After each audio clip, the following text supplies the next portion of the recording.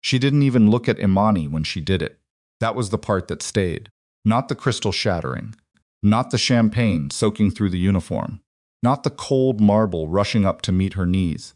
It was the fact that Evelyn Sterling had looked past her, first scanning the crowd, making sure she had an audience, and only then let her shoulder drop deliberately into the tray. Calculated. Theatrical.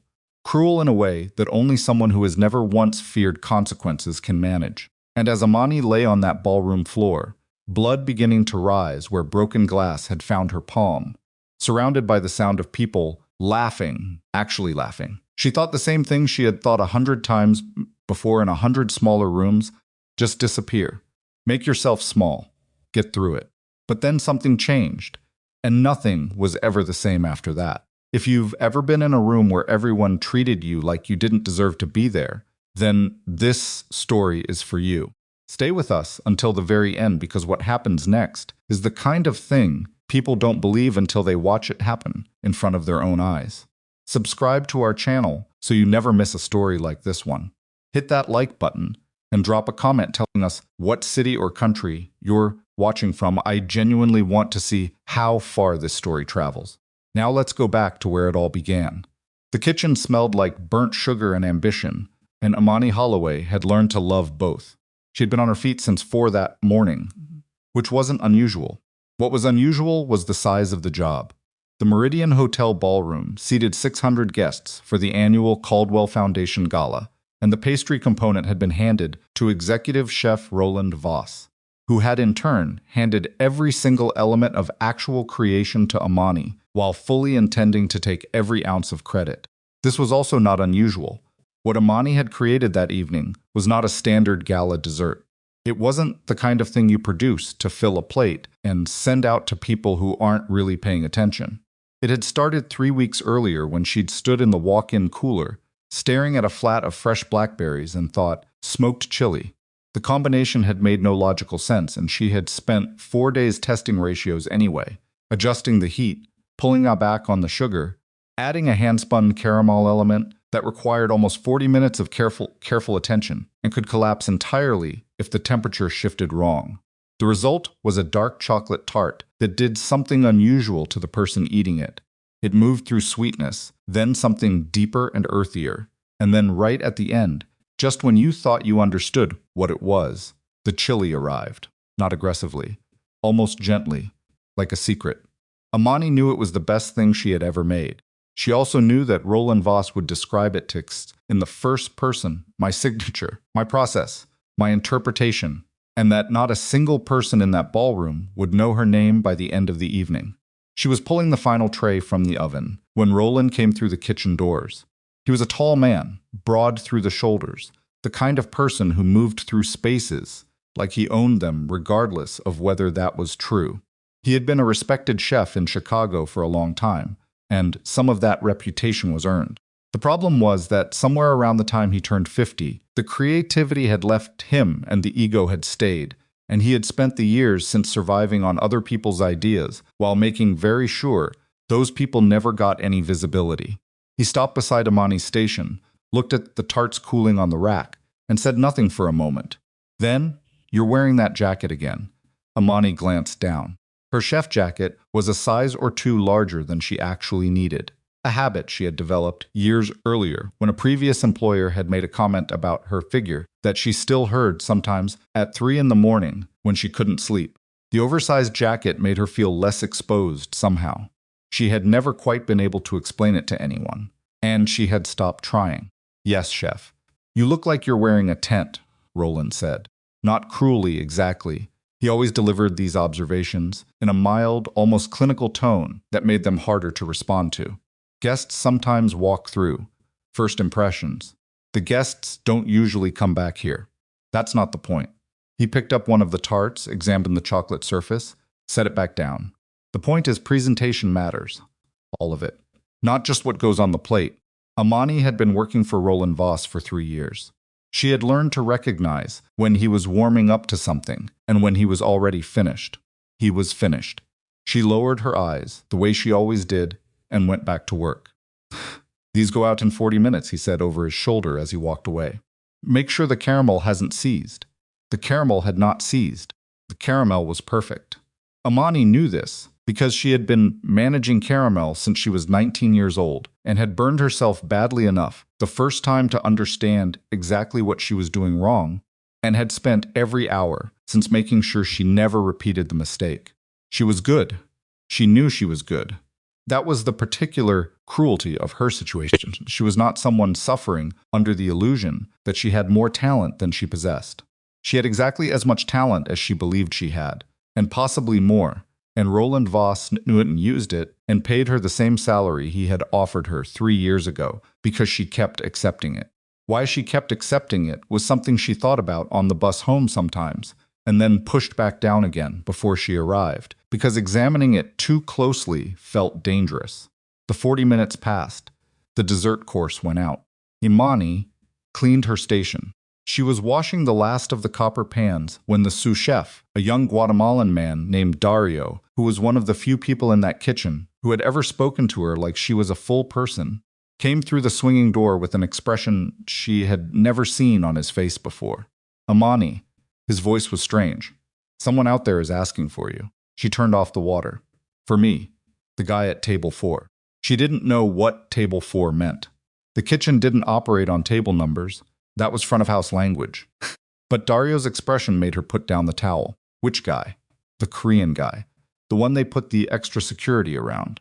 Imani had heard Kang-min's name before, in the way you hear the names of certain people in Chicago peripherally, in contexts that made you understand the name carried weight without anyone needing to specify exactly what kind of weight. She had not known he was at this particular gala. She had not known much of anything about table 4. She dried her hands. Why does he want to talk to me? He finished the tart, Dario said, and then he stopped the waiter and asked who made it. The waiter said Chef Voss. The man said Dario paused, seeming to be quoting carefully. I want to speak with the person who actually made it. The kitchen went quiet in that particular way. Kitchens go quiet when something unusual is happening, and everyone is pretending to be focused on their own work. Imani looked down at herself, flour on the jacket. A small burn mark near the left cuff, from 3 weeks ago that hadn't faded. Her braids pulled back under her hairnet, which she reached up and removed now, because she wasn't going to walk into a ballroom wearing a hairnet. I can't go out there like this, she said. He asked, Dario said. It wasn't a suggestion. She walked out. She had been in ballrooms before, but always moving through them on business, carrying something, arranging something, correcting something. She had never walked into one as the person being sought. The distinction hit her about 4 steps past the kitchen doors, when the light changed from the flat overhead fluorescence of the kitchen to the warm amber of a 1,000-watt chandelier system, and she felt the difference, the way you feel a change in temperature. People turned to look. Not everyone. Maybe 40 or 50 guests happened to glance in the direction of someone emerging from the service entrance in a stained chef jacket that was too big for her. But that was enough. She was aware of her size, the way she was always aware of it in formal spaces, like a frequency she could never quite tune out. Background noise that occasionally swelled loud enough to drown out everything else. She kept walking. Table 4 was near the north windows. She could see it from a distance, the particular quality of stillness around it that distinguished a table where people were being careful from tables where people were simply behaving normally. 3 men stood at various distances in the casual, not casual posture of trained security. 2 other guests at the table were engaged in quiet conversation, and at the center, a man was looking directly at her. Seo Kang-min was not what she had expected, though she hadn't known what she was expecting. He was, perhaps, 35, lean in a way that suggested discipline rather than accident, dressed in a suit that was clearly expensive in the particular way of things that don't need to announce their own price. He had the kind of face that was hard to read quickly, not unfriendly, but closed, controlled, like a door that was locked, not because of what was outside, but because of what was worth protecting inside. He was watching her walk toward him the way someone watches something they are genuinely trying to understand. She stopped at what she calculated was a professional distance from the table. They said you wanted to see me. Kang-min looked at her for a long moment.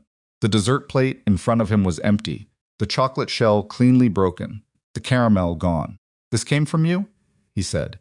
He wasn't talking loudly. His voice was even measured. but it carried. Imani said yes. He nodded slowly, like she had confirmed something he had already suspected. Not from the executive chef. He supervised the... That's not what I asked. She stopped. The nearby conversations had gotten quieter. She could feel people listening without looking. No, she said. Not from the executive chef. Kang-min sat back slightly. He had a particular quality of stillness that she had never quite encountered before. Not the stillness of someone bored or disengaged, but the stillness of someone who had made a decision a long time ago to stop performing attention and simply give it.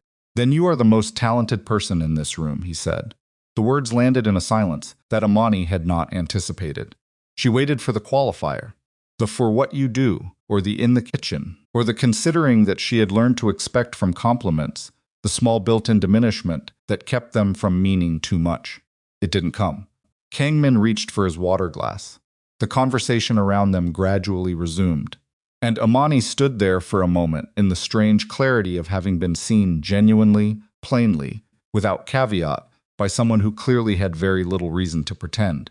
Thank you, she said finally. What's your name? Imani Holloway. He looked at her, the way people look at something they intend to remember. Miss Holloway, he said, you should be running your own kitchen. She almost laughed. The laugh would have been genuine, which is why she stopped it. That's a complicated conversation. Everything worth doing is. He tilted his head slightly. Are you being properly compensated here? She opened her mouth, closed it. That's also a complicated conversation? Yes. The corner of his mouth moved. It was barely a smile, but it was something. Imani walked back to the kitchen. She scrubbed pans for the rest of the night with her heart beating in a way she couldn't entirely explain, and told herself it was the adrenaline of the unusual situation, and didn't examine it further than that. Roland Voss received 3 compliments about the dessert course before the evening ended. He accepted each one with practiced modesty and made no mention of Imani. She heard this from Dario, who relayed it not with cruelty, but with a kind of careful sympathy that was, in its own way, worse than if he'd said nothing. She took the bus home at midnight and stood in her apartment kitchen, a small, efficient space in Pilsen that she had arranged with the precision of someone who takes cooking seriously, even at home, and made herself a cup of tea she didn't drink, and sat at the table and thought about a man who had said, "You are the most talented person in this room," and hadn't looked away when he said it. She told herself it was nothing. She was wrong, but she didn't know that yet. The call came 8 days later. It was not Roland who delivered the message.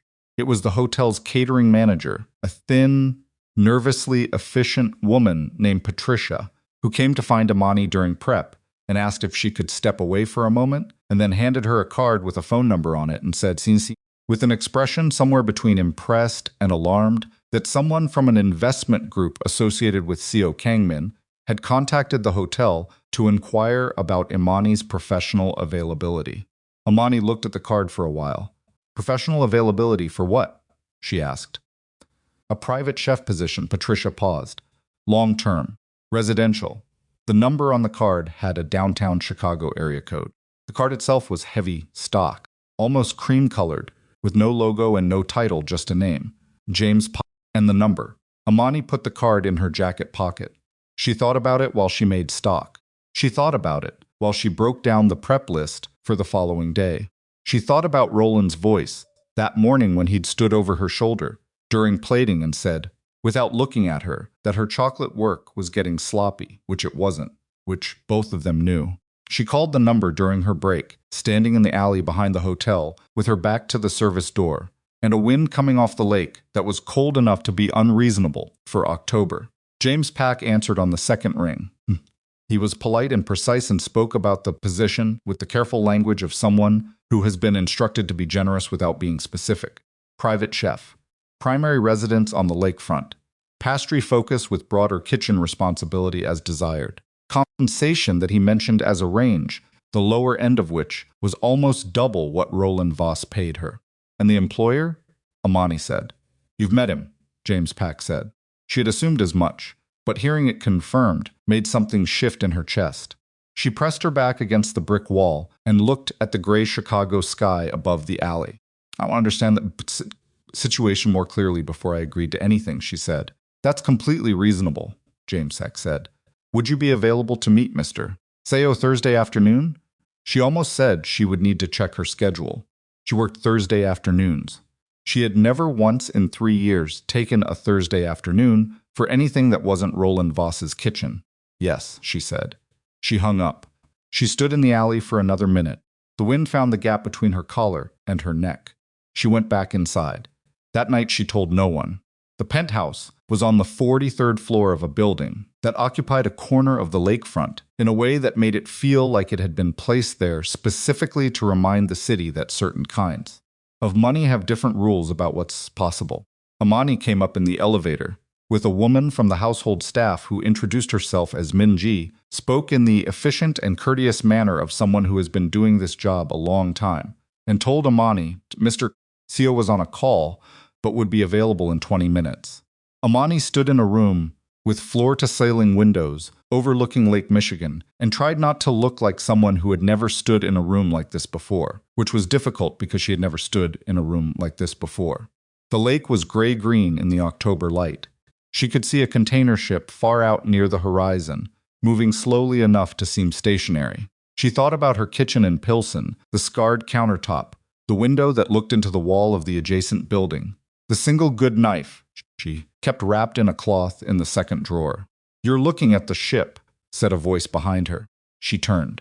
Kang-min had come in quietly. He was dressed differently than at the gala, still precise but more informal. The controlled quality from that first meeting was still there, but something around the edges of it was slightly loosened, the way a person who is always guarded can be in their own space. "I grew up close to water," Imani said, which was true.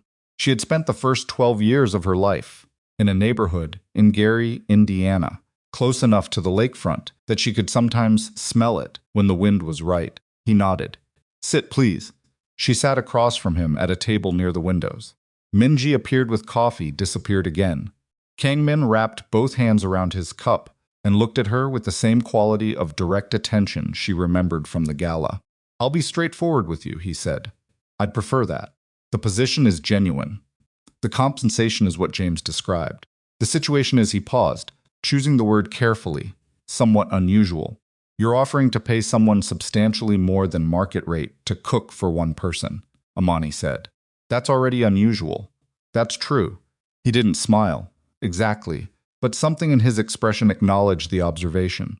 "I'm also someone whose professional life requires a level of security and discretion that becomes part of the working environment for anyone around me." Imani considered this. "You're telling me there are aspects of your business that I'll be adjacent to without being part of?"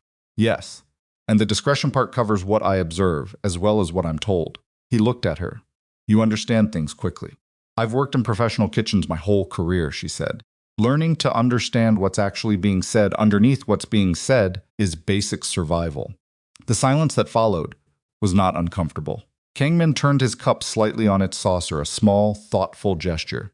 "Why did you want to meet me again?" Imani asked. "After the gala."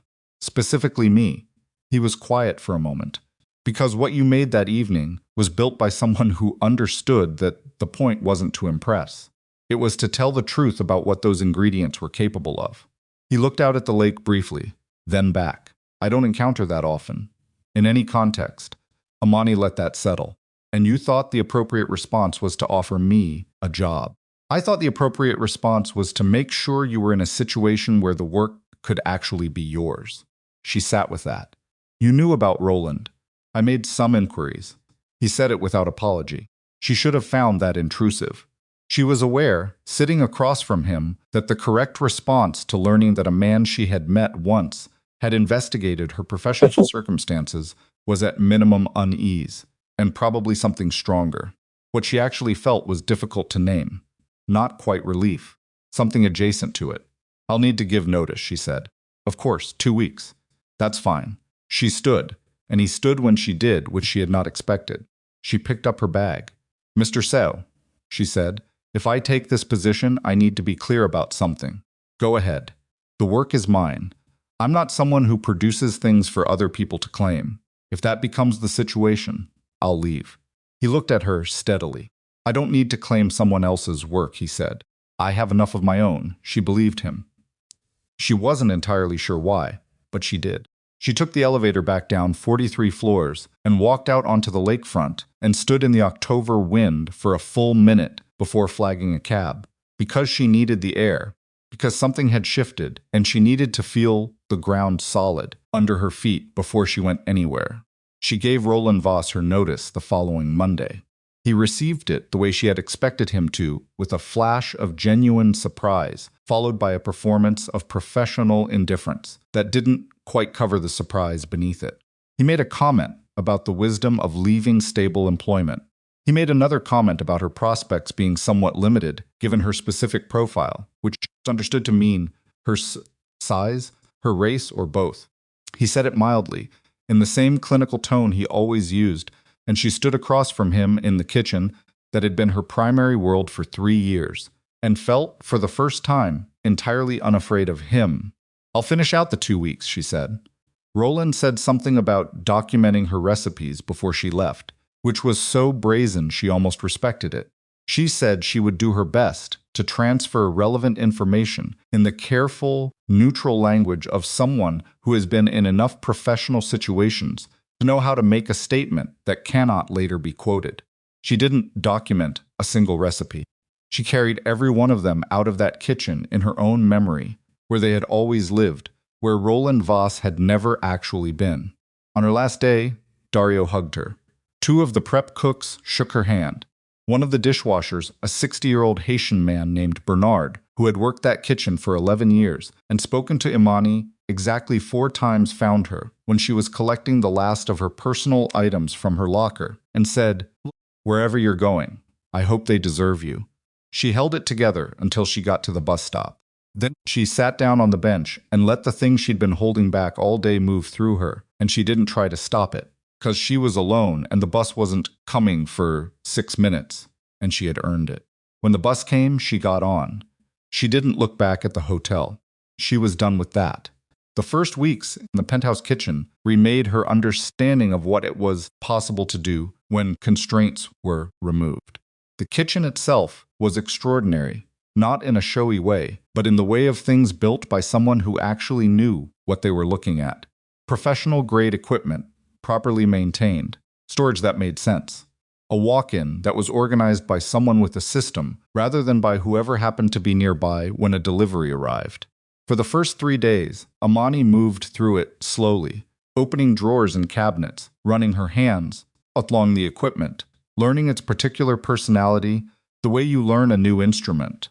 Kang-min was present in the penthouse, but not intrusive. He worked from an office at the far end of the floor, and she would hear, sometimes, the low murmur of calls through the closed door, and occasionally men she didn't know would arrive and go to the office, and leave an hour later. With the focused, contained expression of people who discussed serious things and decided what to do about them. She learned to navigate around these arrivals naturally, the way you learn the particular rhythms of any household. He ate dinner at 7 most evenings, and occasionally he'd guests who joined him, and he asked her to modify a dish to impress anyone or alter something she'd made, to suit a preference he hadn't mentioned. When something didn't work a reduction, she'd push too far one evening. A texture in a mousse that wasn't right. He said so directly and without embellishment, and she found that she preferred it to the layered, loaded criticisms she had navigated under Roland for 3 years. Honesty, even unflattering honesty, was easier to work with than performance. It was during the 3rd week that he first asked her to sit down with him after dinner. She had assumed there was something logistical to discuss. She sat across from him at the dining table with her notebook ready. He looked at the notebook. "You don't have to write anything down." She set it aside. "How are you finding it?" he asked. She thought he meant the kitchen.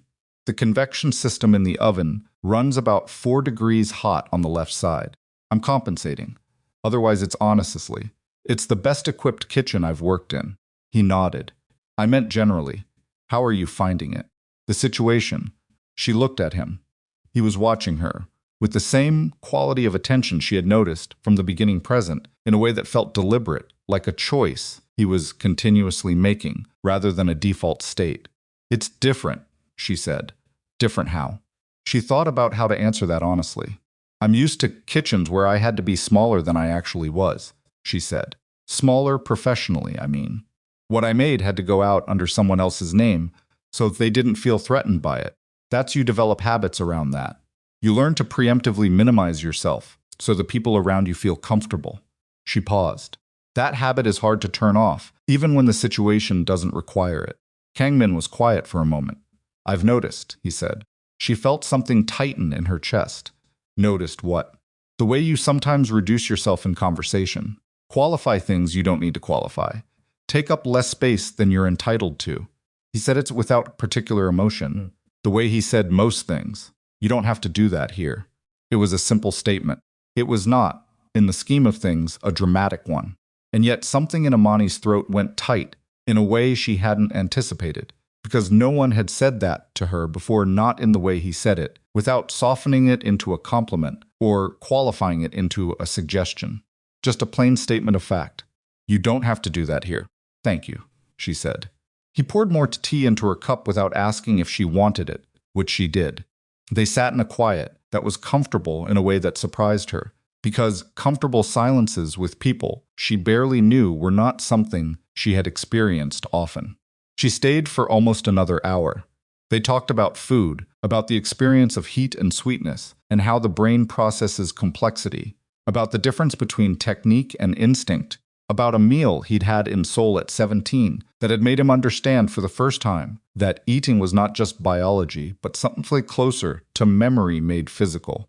She walked back to her apartment in Pilsen. Afterward, she was still keeping her apartment, keeping that distance, keeping the option of an exit even if she didn't intend to use it, and noticed somewhere around the 12th block that she had not thought once during that entire hour about what she looked like. That had not happened to her in a very long time. She noticed it the way you notice the absence of pain you had forgotten wasn't permanent. And she filed it away carefully, telling herself not to build anything on it, not to let it become something it probably wasn't. She was 28 years old, and she had spent a very long time learning not to want things she didn't know how to protect herself from wanting. The habit, as it turned out, was about to become very difficult to maintain. Part 2 của kịch bản này được triển khai với dung lượng mục tiêu viết đủ 4,505,000. Bắt đầu trực tiếp từ điểm kết thúc của Part 1. Yêu cầu tập trung hoàn toàn vào cấu trúc mâu thuẫn leo thang, các mâu thuẫn nội bộ giữa các nhân vật phải bùng nổ, sự nghi ngờ tăng cao và những sai lầm trong quá khứ bắt đầu để lại hậu quả. Duy trì giọng văn mi thô ráp, giàu cảm xúc, không sao rộng. Hãy kể theo ngôi thứ ba, tập trung vào những phản ứng bản năng nhất của con người, hơi thở dồn dập, những cái nhìn đầy sát khí và sự mệt mỏi rút ra. Hội thoại phải chiếm ưu thế, mang tính đối đầu gay gọn, không truy swung. Triển khai chi tiết từng phân cảnh, scene by scene, tuyệt đối không sử dụng gạch đầu dòng, tiêu đề phụ hay nhắc đến thực thể tôn giáo. Kết thúc phần này bằng một nút thắt kịch tính, the point of no return, khiến nhân vật không còn đường lui. Hãy trình bày trực tiếp trong tin nhắn.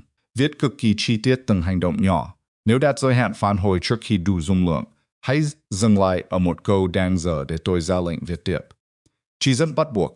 Đây là một câu chuyện điện ảnh hoàn toàn hư cấu, nhằm mục đích giải trí, không dựa trên bất kỳ sự kiện phi hay nhân vật có thật nào. Lưu ý đặc biệt quan trọng, nếu đạt đến giới hạn trả lời, không được dừng giữa câu. Hãy viết nốt câu đó hoàn chỉnh, không mở rộng nội dung. Part 2. The habit of making herself small had a particular physical quality that Imani had never fully examined until it wasn't there. It lived in her shoulders, mostly. A slight forward curl, almost imperceptible, that she had developed somewhere around age 16 when she had walked into a school cafeteria and heard something said about her body loudly enough that the people who said it weren't embarrassed by it. The curl said, "I know I'm taking up too much space, and I'm sorry, and I'm trying to correct it." She had been correcting it for 12 years without ever deciding to. In the penthouse kitchen, the curl was starting to loosen. She noticed it one morning in late November when she reached across the prep counter for a measuring cup and caught her reflection in the steel of the overhead rack and saw that her shoulders were level, straight. Like a person who was standing in a place she had a right to be. She looked at herself for a moment, longer than she normally would. Then she went back to work. What she was making that morning was a brown butter financier with a preserved citrus core, something she had been developing for 3 weeks based on a texture memory, from a pastry she'd eaten once in a small French-owned bakery in Evanston that had closed. She was trying to reconstruct the specific quality of the crumb Not from a recipe, but from a sensory impression she'd stored somewhere in her body rather than her mind. It was the kind of work that couldn't be hurried or forced. And Kang-min had never once walked into the kitchen and asked her to hurry or explain herself.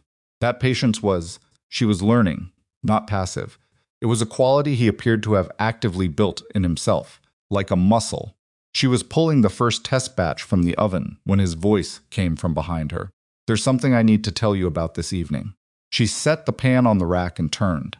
He was standing at the kitchen entrance in a suit jacket, no tie, which meant he hadn't left yet for wherever he was going. His expression had the particular flatness it got when he was delivering information he had already decided how to frame. All right, she said. Someone will be coming for dinner. Someone I didn't invite and who will not be staying long. Imani read the spaces between those words. Someone from your personal life. Formerly. She picked up a clean towel and dried her hands, mostly to give herself something to do while she calibrated. Do you want me to prepare something, or is the visit brief? He said. Prepare whatever you are going to prepare. Don't change anything. He left. Imani stood in the kitchen and looked at the financiers cooling on the rack. The preserved citrus was right. The crumb wasn't there yet. She made a note on the pad she kept near the oven and told herself to think about what she'd just been told in the same methodical way. She thought about everything else, and not read into it, and not construct narratives around information she didn't have. She was only partially successful.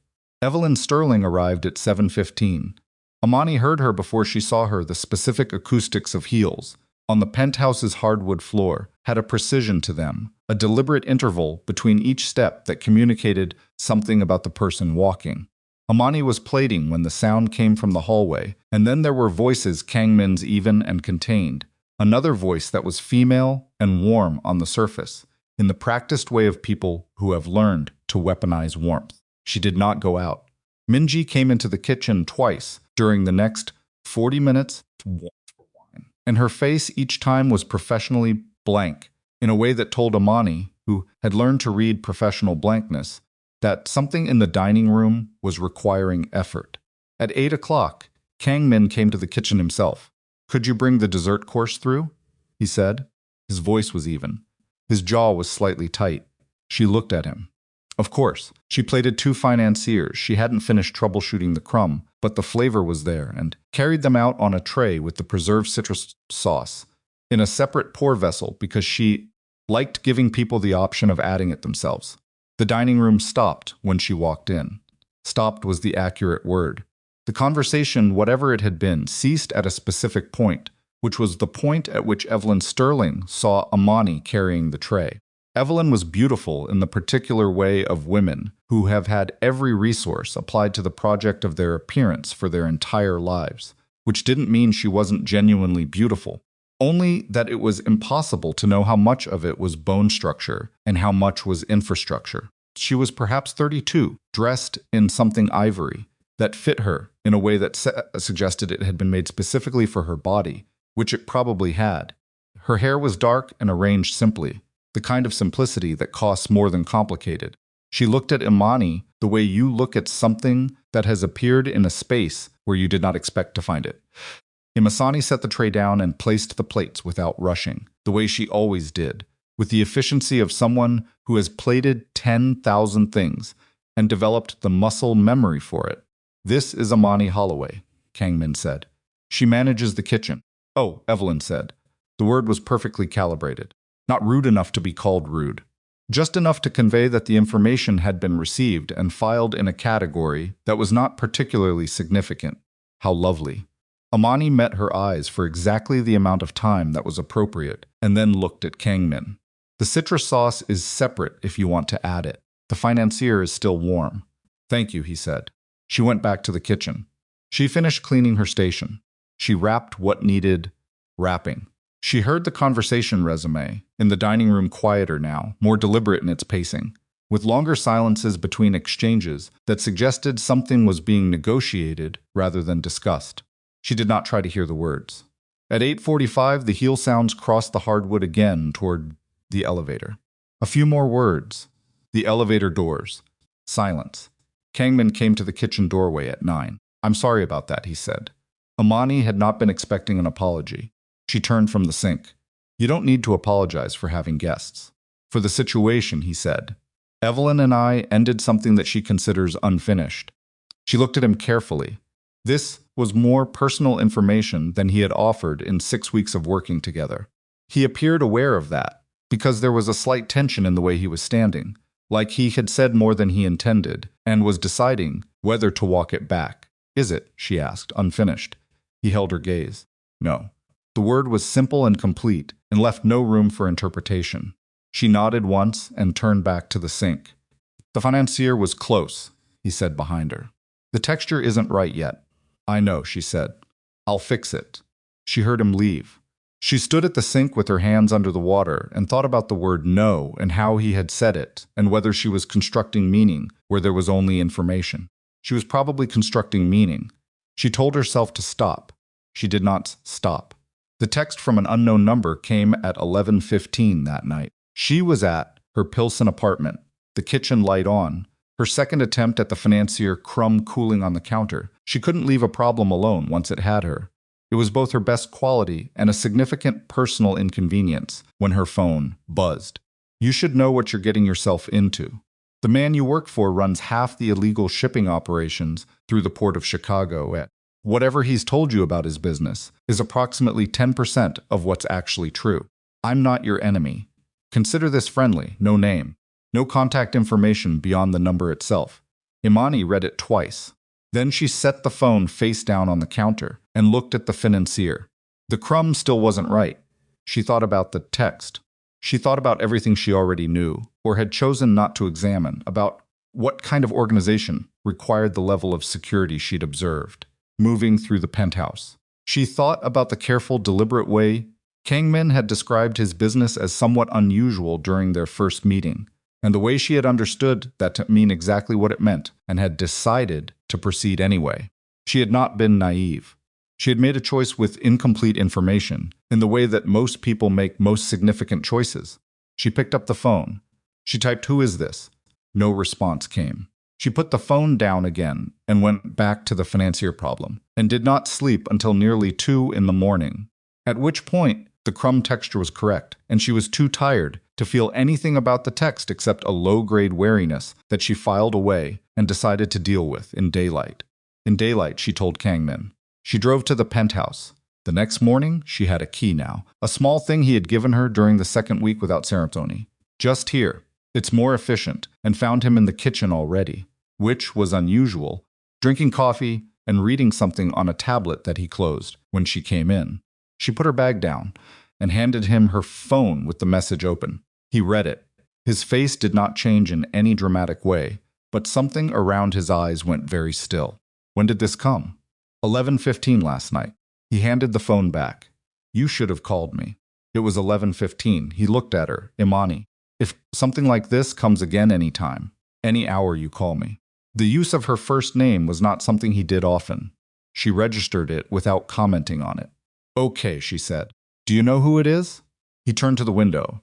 The lake was gray in the morning light, the kind of December gray that felt permanent. Possibly. There are people who would prefer I had no one around me who might. He stopped. Started again. Who might become important. She was quiet for a moment. Important. He turned back. He was looking at her the way he had looked at the dessert at the Caldwell Gala directly, without performance, like he was trying to understand something that had his full attention. I'm going to ask you something directly, he said. All right. Do you want to know more about what I actually do? Or do you prefer the version you've decided to understand? It was a remarkable question. She thought about it honestly. I want to know enough to know how afraid to be, she said. Past that, I think I've made my peace with the rest of it. Something in his face shifted. Not quite surprise. Something closer to recognition, maybe. Like she had named a thing he understood. The shipping operations, he said. Some of them aren't entirely legitimate. That's accurate. How large a part? Significant enough that certain people in law enforcement know my name, and small enough that they haven't been able to do much about it. And the threat in that text? A competitor. Someone who would benefit from making my environment unstable. He paused. Or someone closer. The second option sat between them. Your own people, she said. It's always a possibility. He said it without self-pity, which was somehow more troubling than if he had.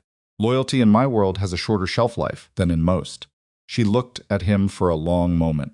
Thank you for telling me that. You told me first. It's the least I could do. She turned to start the coffee. He stayed at the window. After a while, the silence settled back into its comfortable shape, and she thought that whatever was developing between them had moved somewhere in the last 20 minutes into territory that neither of them had officially acknowledged, and both of them were now fully aware of. The financier crumb, when she made it that morning, was exactly right. She left one on the counter for him without mentioning it. It was gone when she came back from the walk-in. 3 weeks later, Evelyn Sterling came back. This time, Imani was alone in the penthouse. Kang-min had told her he would be out until evening, a meeting downtown, and Minji had taken the day for a family appointment, and the penthouse had the particular hollow quality of large spaces temporarily emptied of purpose. Imani was in the kitchen, working on a new application. For yuzu, she had been thinking about the relationship between yuzu and dark chocolate for weeks and had a specific theory about temperature. Timing she wanted to test when she heard the elevator.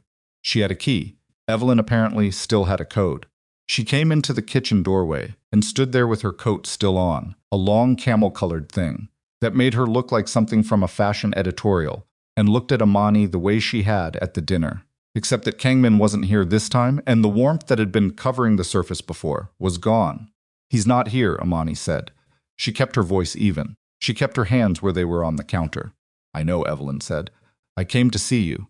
The statement was so direct that for a moment Imani said nothing. She reached for her thermometer, checked the temperature of the yuzu reduction, noted it was 91 degrees, and set the thermometer down. About what, she said. Evelyn came into the kitchen fully now. She moved like someone who was very accustomed to being the most important person in whatever room she walked into and was recalibrating in real time to a room that wasn't responding the way rooms normally did for her. She looked around at the equipment, at the notebook on the counter, at Imani's work in progress with an expression that was close to curiosity before it settled back into something harder. He's doing this because of the Sterling deal, Evelyn said. My father's company's and his there was an arrangement. That arrangement involved a marriage. He's not telling you that. Imani said, Is that relevant to me? Evelyn blinked. She had not expected that response. You're working in this kitchen, she said slowly, clearly under some kind of impression about what you are to him. I'm the pastry chef, Imani said. Then why are you here alone with a key to his private residence? Because it's more efficient. She was using his words. She was aware of using his words, and aware that Evelyn would not recognize them, and aware that this fact was entirely irrelevant. Evelyn was quiet for a moment. When she spoke again, the deliberate warmth was completely gone, and what was underneath it was something colder and more precise. You need to understand something, she said. Kang-min's world has very specific rules about who belongs where. And you. She paused, and her eyes moved across Imani in a way that was slow and intentional, and designed to communicate a specific message, are someone he has put in a kitchen, because that's the appropriate context for you. Imani kept her breathing even. Look at yourself, Evelyn said, and her voice had gone quieter, which was worse. I'm not trying to be unkind. I'm trying to be honest with you, because someone should be. You're a large black woman in an apron in a rich man's kitchen. You are not, she stopped, selected the next words carefully. You are not what this becomes. Imani looked at her. She thought about a school cafeteria at 16. She thought about Roland Voss's mild clinical voice, saying you look like you're wearing a tent. She thought about 100 small rooms, and 100 different versions of this exact message delivered by 100 different people who all believed, genuinely believed, that they were giving her information she needed. She felt the familiar pull to lower her eyes. She did not lower her eyes. Miss Sterling, she said quietly, I've been in rooms where people told me what I was and wasn't for most of my adult life. I've gotten pretty good at knowing the difference between someone trying to help me and someone trying to manage me. She picked up the thermometer again. The yuzu is going to need to come off the heat in about 40 seconds. I need to pay attention to that. Evelyn stared at her. You should go, Imani said. He'll be back at 7, and I'm guessing you don't actually want to have this conversation with him in the room. The silence that followed was the kind that precedes a decision. Evelyn pulled her coat tighter and left. Imani took the yuzu off the heat at exactly the right moment. Her hands were not shaking. She was slightly surprised by this. She told Kang-min that evening. Not all of it, not the specific words, not the way Evelyn's eyes had moved across her body, but the fact of the visit, the fact of the code, and the fact that Evelyn had information about a business arrangement involving a marriage.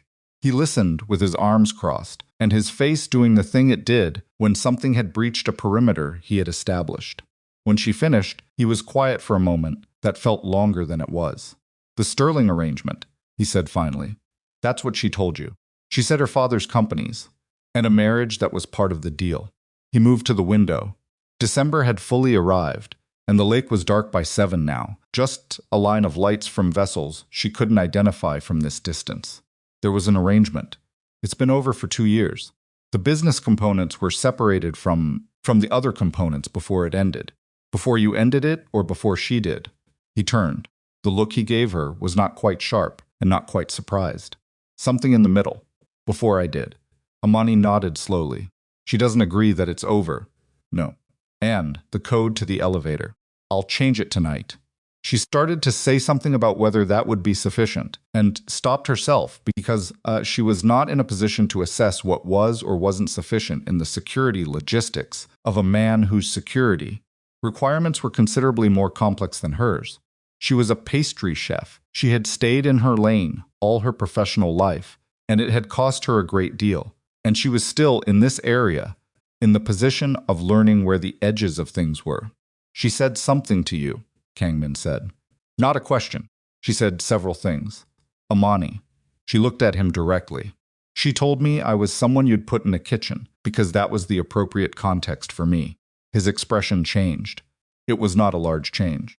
It was the kind of change that happens in the face of someone with significant self-control when something gets past the control. A tightening around the jaw. A quality in the eyes that went from contained to something with more heat. "She was wrong," he said. "I know," Imani said. He looked at her, and this time the look was different from all the previous looks, which had been attentive and interested and warm in a careful, managed way. This one had something in it that was less managed.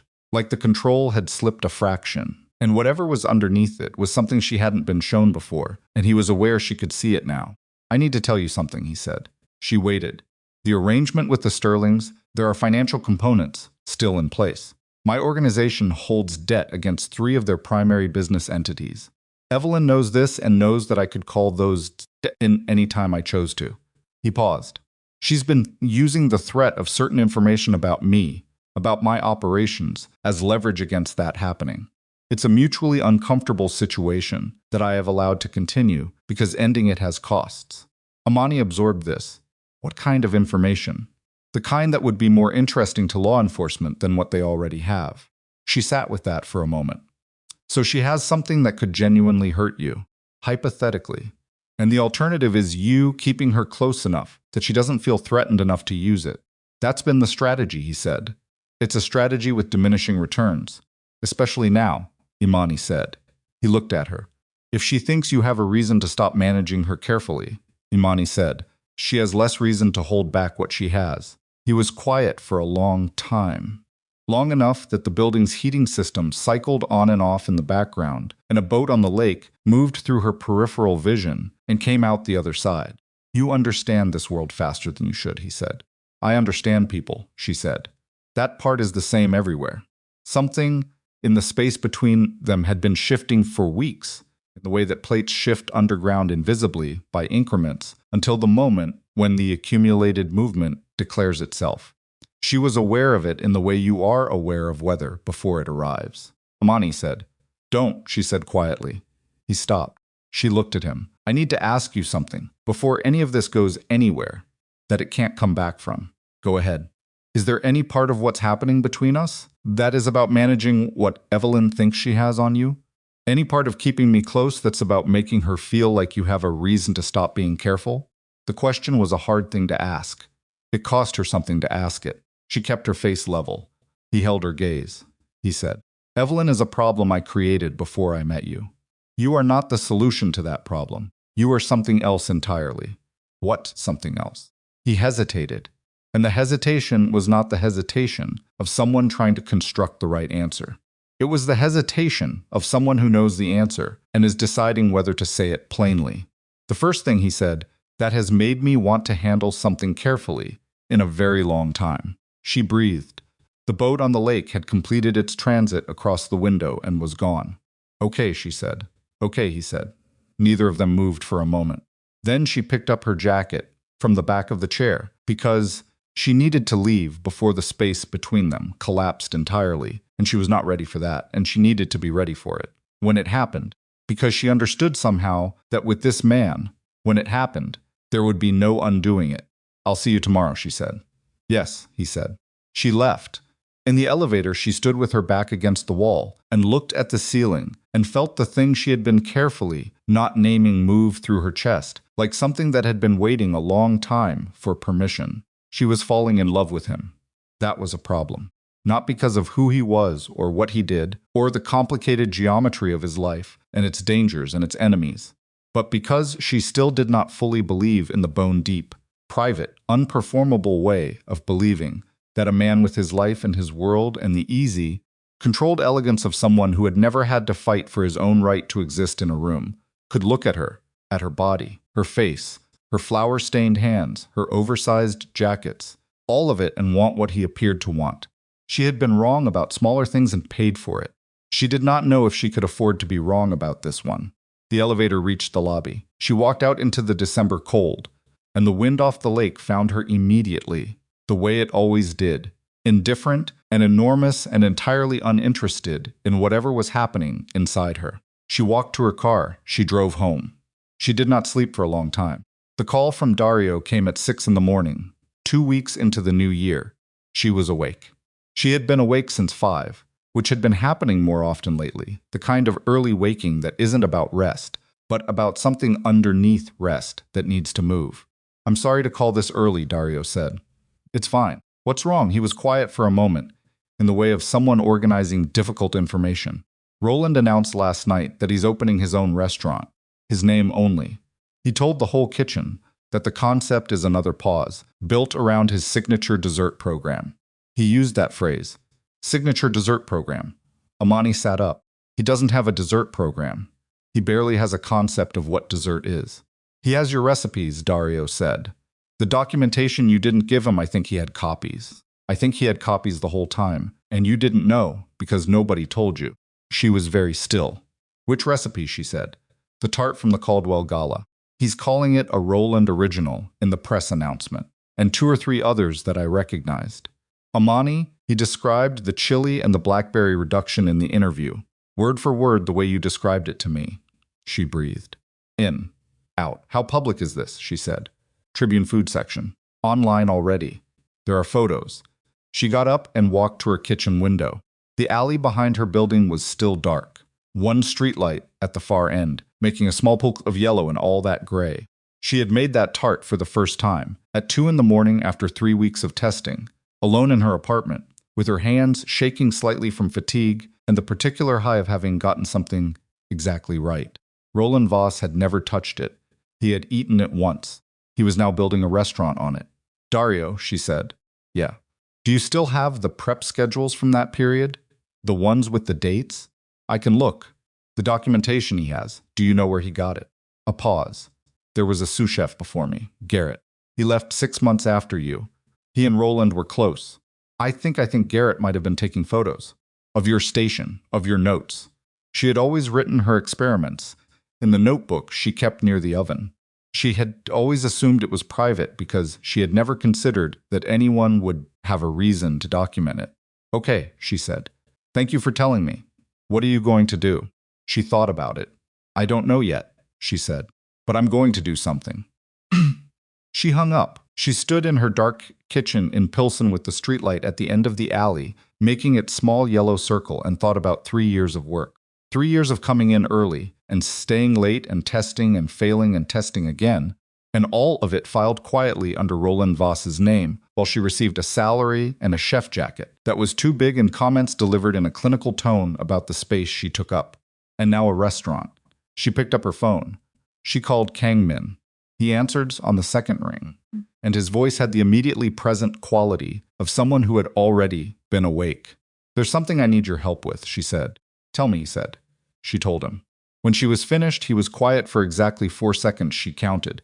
Because the counting gave her something to do, and then he said, James Pack has a contact who specializes in intellectual property disputes in the culinary industry. I'll have him call you this morning. She hadn't expected that. She wasn't sure what she had expected. Sympathy, maybe. Advice to be careful. You're going after him, Kang-min said. It wasn't a question. Yes, she said. Good. His voice was quiet and entirely certain. You should. She exhaled something she hadn't realized she'd been holding. Thank you. Don't thank me. He took something that was yours.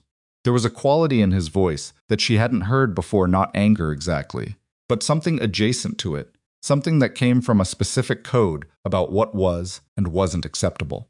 That has a consequence. She almost asked what kind of consequence he meant. She stopped herself because some part of her already knew, and some other part of her was not ready to know it officially. The IP contact will be enough, she said, for now. For now, he agreed. She hung up, she got dressed. She drove to the penthouse. When she walked into the kitchen, Kang-min was already at the table with a coffee and a tablet, and he looked up when she came in, and the look was the one that had become familiar now. Direct, present, warm in that careful managed way, but underneath it today there was something else. Something that had to do with the phone call and what she'd told him, and the particular edge that comes into the face of someone who has decided a line has been crossed. He stood when she came to the table. She hadn't asked him to. He just did. She sat down across from him and he poured her coffee without asking, and she wrapped her hands around the cup and looked at this man, this complicated, dangerous, controlled, surprisingly gentle man, and thought, for the first time, without immediately suppressing it, that she was exactly where she was supposed to be, which was exactly when the elevator opened, and Evelyn Sterling walked in, not with a coat on this time, with 2 men behind her who were not security and were not guests and were not anything Imani could immediately categorize except wrong. They were wrong. The way their eyes moved across the room was wrong. Kang-min's hand was on the table. It stopped moving. Evelyn, he said. His voice was completely flat. I'm sorry, Evelyn said, and she was looking at Imani when she said it, not Kang-min. I tried the other way. One of the men behind her reached into his jacket, and Kang-min moved in a direction Imani had never seen him move before, not toward her, not toward the door, but toward the far side of the table with a speed that didn't match anything about how he normally occupied space, and his hand came up, and the room became something else, something with different rules, and Imani understood, in the space of 3 seconds, that she had been wrong about what somewhat unusual meant, and also that whatever was happening right now was the point past which nothing was going to be what it had been before. The man's hand came out of his jacket holding a phone, not a weapon, a phone. Imani registered this in the same half-second that Kang-min's security, 2 men she had learned to see without looking at directly, the way you learn to see peripheral furniture, materialized from positions near the entrance hallway and placed themselves between the table and Evelyn's companions, with the practiced efficiency of people who had rehearsed exactly this scenario. Nobody moved for 3 full seconds. Then, Kang-min straightened from the half-crouch he'd dropped into, and his face reassembled itself into the controlled flatness she knew, though underneath it something was still running hot. She could see it in the set of his shoulders, in the way his jaw was carrying tension it didn't usually carry. Put it on the table, he said to the man with the phone. The man looked at Evelyn. Evelyn nodded. The phone went on the dining table with a sound that was too loud for what it was. Screen up, Kang-min said. The man flipped it. Imani could see from where she was sitting that the screen showed a document. She couldn't read it at that distance.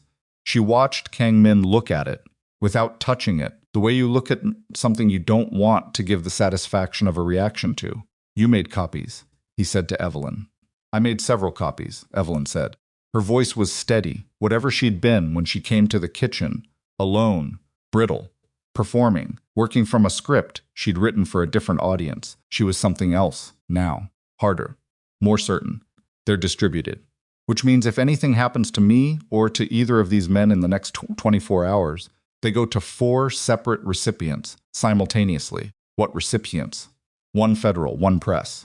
Two that I won't name because the value of having them is that you don't know who they are. Kang-min looked at her for a long moment. Then he pulled out a chair and sat down. It was such a controlled, deliberate movement, sitting down in the middle of what should have been a crisis, that it changed the atmosphere of the room more effectively than anything loud could have. "Sit down, Evelyn," he said. She sat, her men stayed standing. Kang-min's men stayed where they were. "What do you want?" he said. "What I've always wanted." She looked at him with something that was not quite love and not quite obsession, but lived in the neighborhood of both. The Sterling arrangement reinstated. Full terms. My father's debts cleared against the original agreement. The original agreement included a marriage. Yes. The word sat in the room. Imani did not look at Kang-min. She looked at her coffee cup, which was still warm, which was a strange thing to notice, but noticing small physical details was apparently what her brain did when it was managing something too large to process directly. "I need to think about this," Kang-min said. "You have 48 hours, Evelyn said. "Then the first package goes out." She stood. Her men flanked her. She moved toward the elevator with the specific posture of someone who has executed a prepared plan and is now in the part of the plan where they leave before their composure can be tested further. At the elevator, she turned. She didn't look at Kang-min. She looked at Imani. "I'm sorry," she said again, and this time it sounded like she meant it, which was in some ways worse than if she hadn't. The elevator closed. The room was silent. Kang-min sat with both hands flat on the table and stared at the phone she'd left behind. One of his security men moved to take it. Kang-min held up 2 fingers without looking up. The man stopped. Imani stood up. She carried her coffee cup to the kitchen, set it in the sink, turned on the water, turned the water off, stood with her hands on the edge of the counter, and breathed. He came to the kitchen doorway. "I need you to understand something," he said. She turned around. "I will not go back to that arrangement," he said. "That is not what's happening here." She looked at him carefully. "What is happening here? Someone who has something real has decided to use it. That's a legitimate problem. It doesn't change anything between." He stopped. "Say it," she said. "It doesn't change what this is," he said. Meaning them. Meaning whatever they had been carefully not naming for 2 months. Meaning the thing that Evelyn had apparently looked at from the outside and correctly identified as significant enough to threaten. Imani was quiet for a moment. "How bad is what she has?" He came into the kitchen fully, stood across from her with the counter between them. "Bad enough that the federal recipient alone would create problems I'd spend the next 3 years managing." He exhaled. It was a controlled exhale, the kind that's doing a lot of work. "The documentation covers a shipping operation from 18 months ago. We moved something that it doesn't matter what. What matters is that it's documented in a way that puts specific decisions at my level. Not deniable. Not easily." She looked at him. "What are you going to do?" "I'm going to find out who gave her the documentation," he said. "Because Evelyn Sterling does not have access to the internal logistics of my shipping operations. Someone gave it to her. Someone inside." The betrayal possibility he had mentioned weeks ago, back when it was theoretical, back when it was just something he had said quietly as a fact about the nature of loyalty in his world. Not theoretical anymore. "How many people had access to the documentation she's holding?" Imani asked. 7. Possibly 8. He said it in the voice of someone running numbers they have already run. 5 of those I'd stake my life on. 2 I am less certain about. 1 he paused. 1 I need to look at harder. "Who?" He shook his head. "Not yet. I don't say a name until I'm certain." She nodded. She understood the logic of that. She also understood that the person he wasn't naming yet was someone close, because uncertainty about loyalty in people who are far away is manageable. It's the ones who are near that you hedge around. "There's something else," he said. She waited. "The Caldwell Gala. The night we met. Evelyn was supposed to attend that event." He held her eyes. She didn't attend because someone she trusted told her it wasn't worth her time. Someone who would have known or suspected what was going to happen. What was going to change. Imani felt something cold move through her that wasn't the December air. Someone redirected her away from the event. Which means someone knew before that evening that I was going to be there and was paying attention to who I might encounter. She stopped. "That's someone who's been watching longer than I realized," he said, "and who has a specific interest in what I do and don't become connected to." She stood very still. She was thinking about the text at 11:15.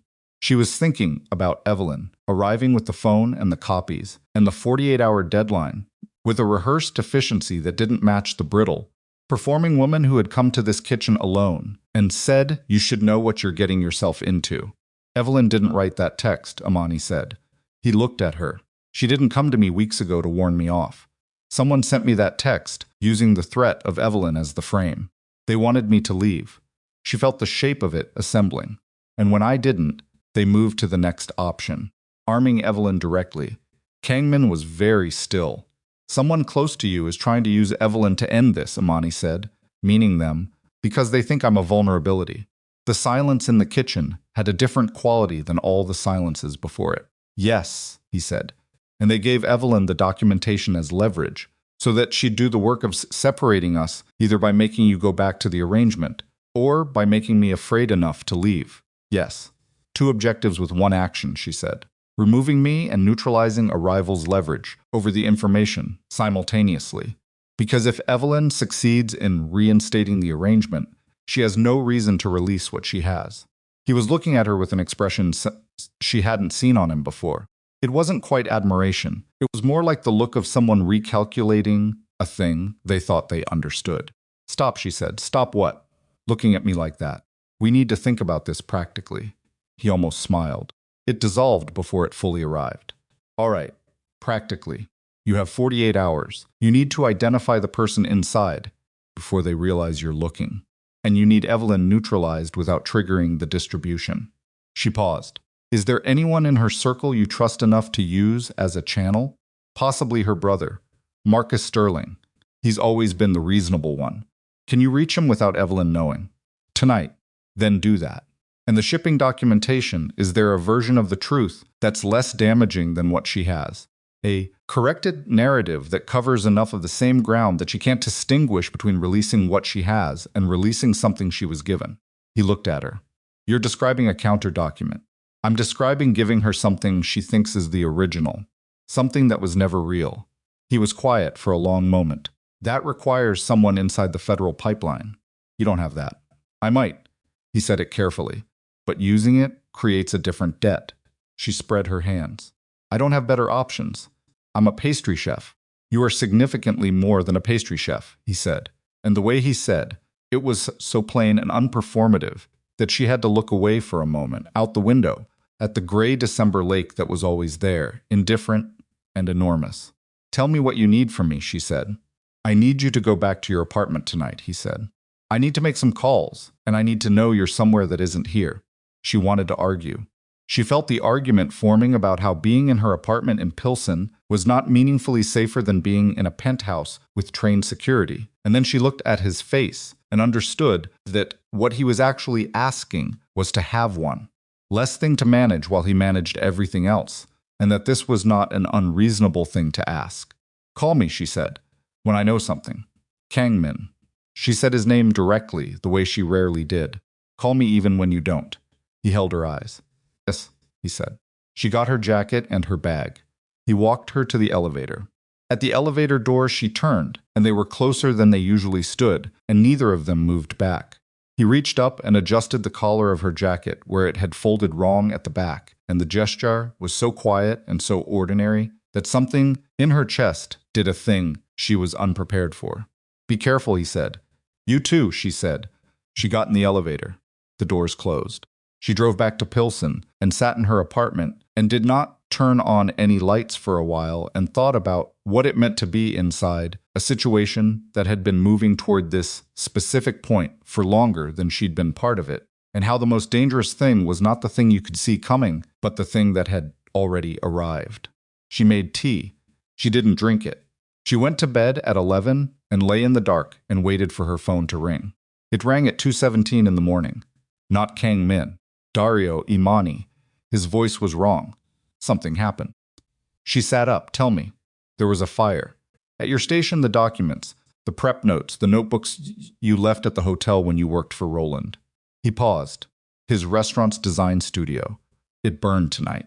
The fire investigation is preliminary, but the word is it wasn't accidental." She was on her feet without knowing she'd moved. "Was anyone hurt?" "No. Building was empty. But Imani, his voice dropped. Roland is telling people you did it. He's telling people you found out about the recipes, and you retaliated. He filed a report tonight. He named you.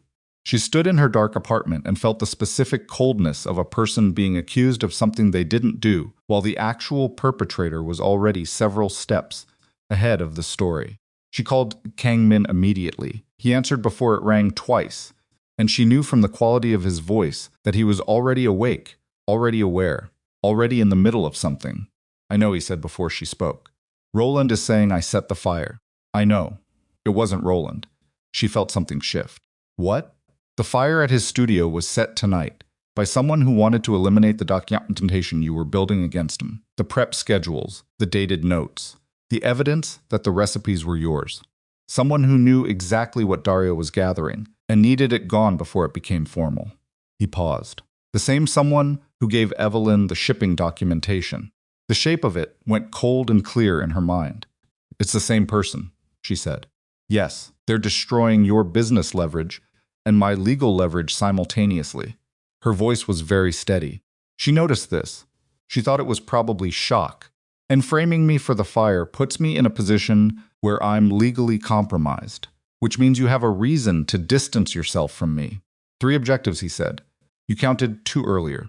Who is it? She said. He was quiet. Kang-min. Who is it? Nico, he said. She didn't know the name. She knew it 1 second later, because he continued. Nico Vale. My lieutenant, the person I was least certain about.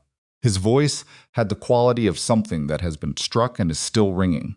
He's been running communication between Evelyn and Callum Rourke for at least 4 months. Callum Rourke. She had heard that name in the peripheral way. She heard most things about Kang-min's world as a weight without a specific shape. A rival, she said. The most significant one. Callum wants the shipping routes. He's wanted them for 2 years. Using Evelyn to create legal exposure was his entry point. Using Nico to manage the operation from inside was the mechanism. He stopped. I trusted Nico for 11 years. She heard what was underneath those words. Not just the operational problem, the human one. 11 years of something he had believed was real turned out to be something else. And he was doing the calculating and the managing and the next step assessment while holding that fact in his chest where it was probably doing damage he wasn't acknowledging. I'm sorry, she said. He was quiet for a moment. Don't be sorry for me right now. I need to think. What happens to me legally, she said. Roland's report. James is already calling in a contact with the fire investigation. The preliminary evidence doesn't support the timeline. Roland gave them, you were in Pilsen when the fire started, which can be established. The report won't hold. He paused, but it creates noise. It makes the next 48 hours more complicated than they already were. Yes. She sat on the edge of her bed. The apartment around her was very dark and very quiet, and the city outside the window was doing what the city always did, which was continue indifferent to everything that was happening in any individual life within it. What do you need to do? She said. I need to confirm Nico's involvement with evidence that isn't just deductive. I need to move on Callum before he realizes I know the structure. And I need the Evelyn situation neutralized before the 48 hours expires. He exhaled. And I need to do all of it without Nico knowing I'm moving, because if he runs before I confirm, Callum loses nothing and the documentation still goes out. How do you smoke someone out without letting them know you're looking? He was quiet. You give them something to report, she said. Yes. Something that looks like an opportunity for Callum. Specific enough to be credible. Wrong enough that when Callum acts on it, you know exactly what Nico told him. That's exactly right, he said. The problem is the window. Nico has to carry it to Callum fast enough that the timing locks him in before the 48 hours is up. And the false opportunity has to be compelling enough that Callum can't resist moving on it. What does Callum want most? Access to the South Lakefront warehouse routing, the secondary distribution chain. Give him that, she said. Tell Nico in a context that looks organic, looks unguarded that you're moving the south routing on Friday. Give him a location. When Callum's people show up at the wrong warehouse, you have your confirmation. Silence. You can't be operational about this, Kang-min said, and his voice had an edge that wasn't quite sharp, more like frightened. She hadn't heard that in his voice before. If Callum figures out it's a trap, if Nico gets word back that you're involved in the counter move, I'm already involved, she said. Roland named me in a police report tonight. Callum already sees me as a pressure point. I'm in this whether I'm operational about it or not. The silence this time was longer. You were a pastry chef, he said quietly. I still am, she said. But I'm also someone who has spent her entire career being underestimated by people who thought they could use what they saw on the surface to predict everything underneath it. She paused. Let them keep doing that. She heard him breathing, even and controlled. Something in the rhythm of it told her he was standing at his window, looking at the lake the way she had watched him. Look at the lake a dozen times, using it as an anchor point. Something still to fix on while the water inside kept moving. If I bring you into the operational side of this, he said, and something goes wrong, then something goes wrong, she said. Kang-min. They already came into your home. They already put my name on a fire report. Something already went wrong. He was quiet for a long moment. Come back, he said. Now? Yes, she was already reaching for her jacket. The drive back through Chicago at 3 in the morning had a quality of unreality that she had only experienced twice before, once as a child during an emergency, once during the worst night of her professional life, the night she had realized exactly what Roland Voss had been doing with her work and for how long. Both of those times, she had felt the same thing, the strange clarity that comes when everything peripheral falls away, and only the immediate, essential thing remains. She felt it now. The penthouse was different at 3 in the morning. More people. 3 men she hadn't seen before, who had the specific quality of those who specialize in problems that are past the talking stage. James Pack at the dining table with a laptop and 2 phones going simultaneously. Min Ji nowhere in sight, which meant Kang-min had sent her out of the building, which meant he was taking the threat level seriously in a way he wasn't announcing. He was at the window when she came in. He turned. Thank you for coming back, he said. Don't thank me, she said, using his words from months earlier, and the corner of his mouth moved in recognition. James Pack looked up from the laptop. He had the expression of a man who has had several significant surprises in the last 3 hours, and is managing them with the professionalism of someone extremely well compensated for exactly this capacity. Miss Holloway, he said. What do we have so far, she said. James looked at Kang-min. Kang-min nodded once. Nico is at his apartment on the north side, James said. He sent 2 messages in the last hour. One to a number associated with a Callum Rourke intermediary. One to a number we don't have yet. He paused. The message content we don't have. Encrypted. He knows something is moving, Kang-min said. He doesn't know how much we've identified. The 48-hour clock from Evelyn, Imani said. Does Nico know that she delivered it? He arranged it, Kang-min said. He's the one who gave her the code to come up this morning. The elevator code. The thing that should have been changed. The thing that had been changed the night Evelyn came to the kitchen alone, and then changed again, apparently, by someone who had access to the new code within 48 hours. He changed it back, Imani said. After you changed it. He gave her the new code. Kang-min's jaw tightened. So he was watching to see if she could get in, James said quietly, confirming that the access was active before the morning confrontation. The room absorbed this. The false information for the South Warehouse, Kang-min said. He was looking at Imani. How do I deliver it in a way that looks organic? Nico will know if I adjust my patterns. You don't deliver it, she said. I do. Everyone in the room looked at her. I meet with Nico. Ostensibly, because I want to understand the organization better. I'm going to be connected to you publicly. That's a credible reason for me to be asking questions. I tell him something I overheard. Something that sounds like I shouldn't have heard it, but I did. The South Warehouse, the Friday timing, the routing change. She looked at Kang-min. He has no reason to think I'm operational. He thinks I'm a problem because I'm someone you care about, not because I'm a threat. Which is exactly the underestimation we use, James said. Kang-min was looking at her, and the expression on his face was something she filed very carefully away for later, for a moment when she had time to look at it properly. If he suspects for any reason, he won't, she said. Because I'm going to be exactly what he expects me to be. Nervous. Slightly out of my depth. A woman trying to figure out how to fit into a world she doesn't fully understand. She paused. I've been playing that version of myself for 30 seconds at a time my whole life. I can play it for 20 minutes with Nico Vale. The room was quiet. James Pack looked at Kang-min with an expression that said, clearly, where did you find her? Kang-min said no, absolutely not. Kang-min, I heard everything you said, and it's correct, and I'm telling you no.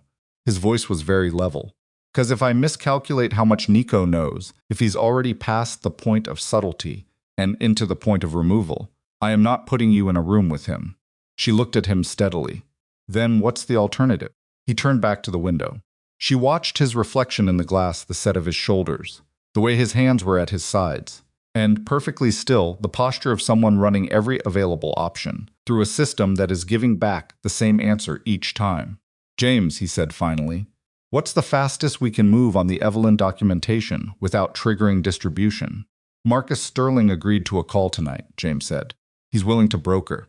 He wants the family debt cleared in exchange for Evelyn's cooperation. Full terms. Offer him 70% of the debt, Kang-min said. Not full terms. If he gets full terms for managing his sister, he has no reason to keep managing her after. And the federal documentation, James said. The counter document, Kang-min said.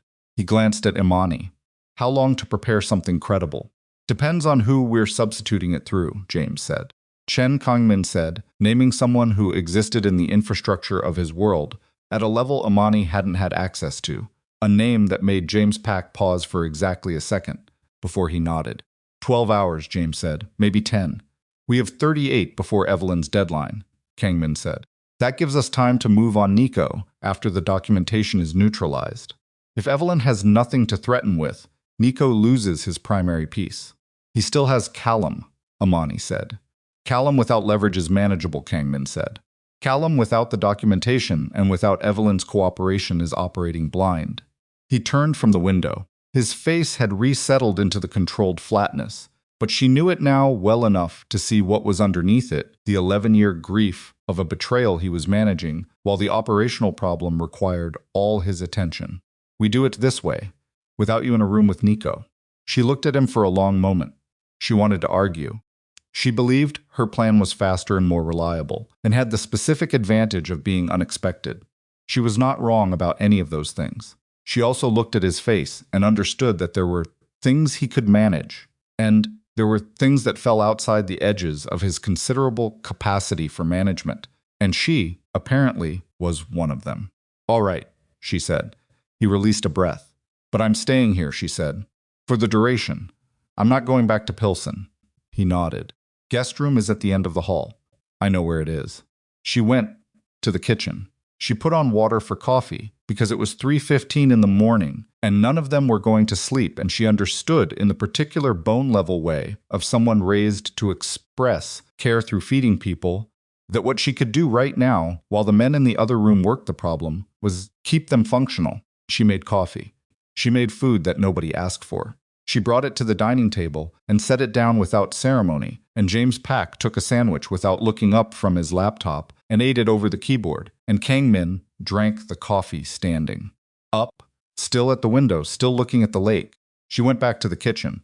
She stood at the prep counter, with her hands flat on the surface, and looked at the equipment around her. The beautiful, well-maintained equipment of a kitchen that had been built by someone who understood what it was for and thought about the financier. And thought about the financier crumb she had finally gotten right, and the yuzu theory she hadn't finished testing, and the bakery she had been allowing herself, very quietly, to imagine. The bakery. She had told herself not to want it too specifically. She had told herself it was too early, too uncertain, too dependent on a future that had too many variables. She had been telling herself that her whole life about everything she wanted. She pulled out the notebook from her bag, the one she had started keeping at the penthouse when the ideas started coming faster than she could manage in her head. She opened to a blank page. At the top, she wrote Ember Rose. She stared at it for a long time. Then, underneath it, she wrote the first thing on the list of what it would need, and she kept writing. Because whatever was happening in the other room, whatever the next 38 hours produced, whatever the shape of her life looked like, when it came out the other side, she had decided something on that drive through Chicago at 3 in the morning that she had not consciously recognized as a decision until this moment. She was done making herself smaller. In every room, in every context, in every version of this life from this point forward, whatever it cost. She kept writing until dawn came through the kitchen window and the lake turned from black to the particular gray-green that meant The day was beginning.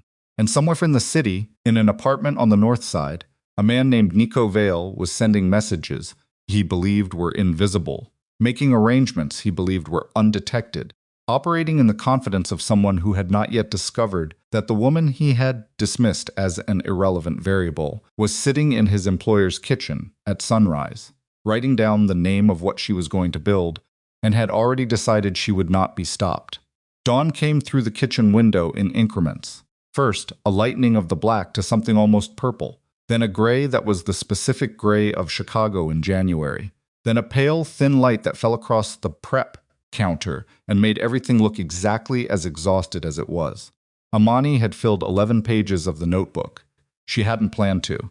She had started with Ember Rose at the top, and the first item on the list of what a bakery would need, and somewhere in the 4 hours between 3 and 7, the list had become a concept, and the concept had become a floor plan, sketched in the margin, and the floor plan had become a menu framework, and the menu framework had become something that looked unmistakably like a business.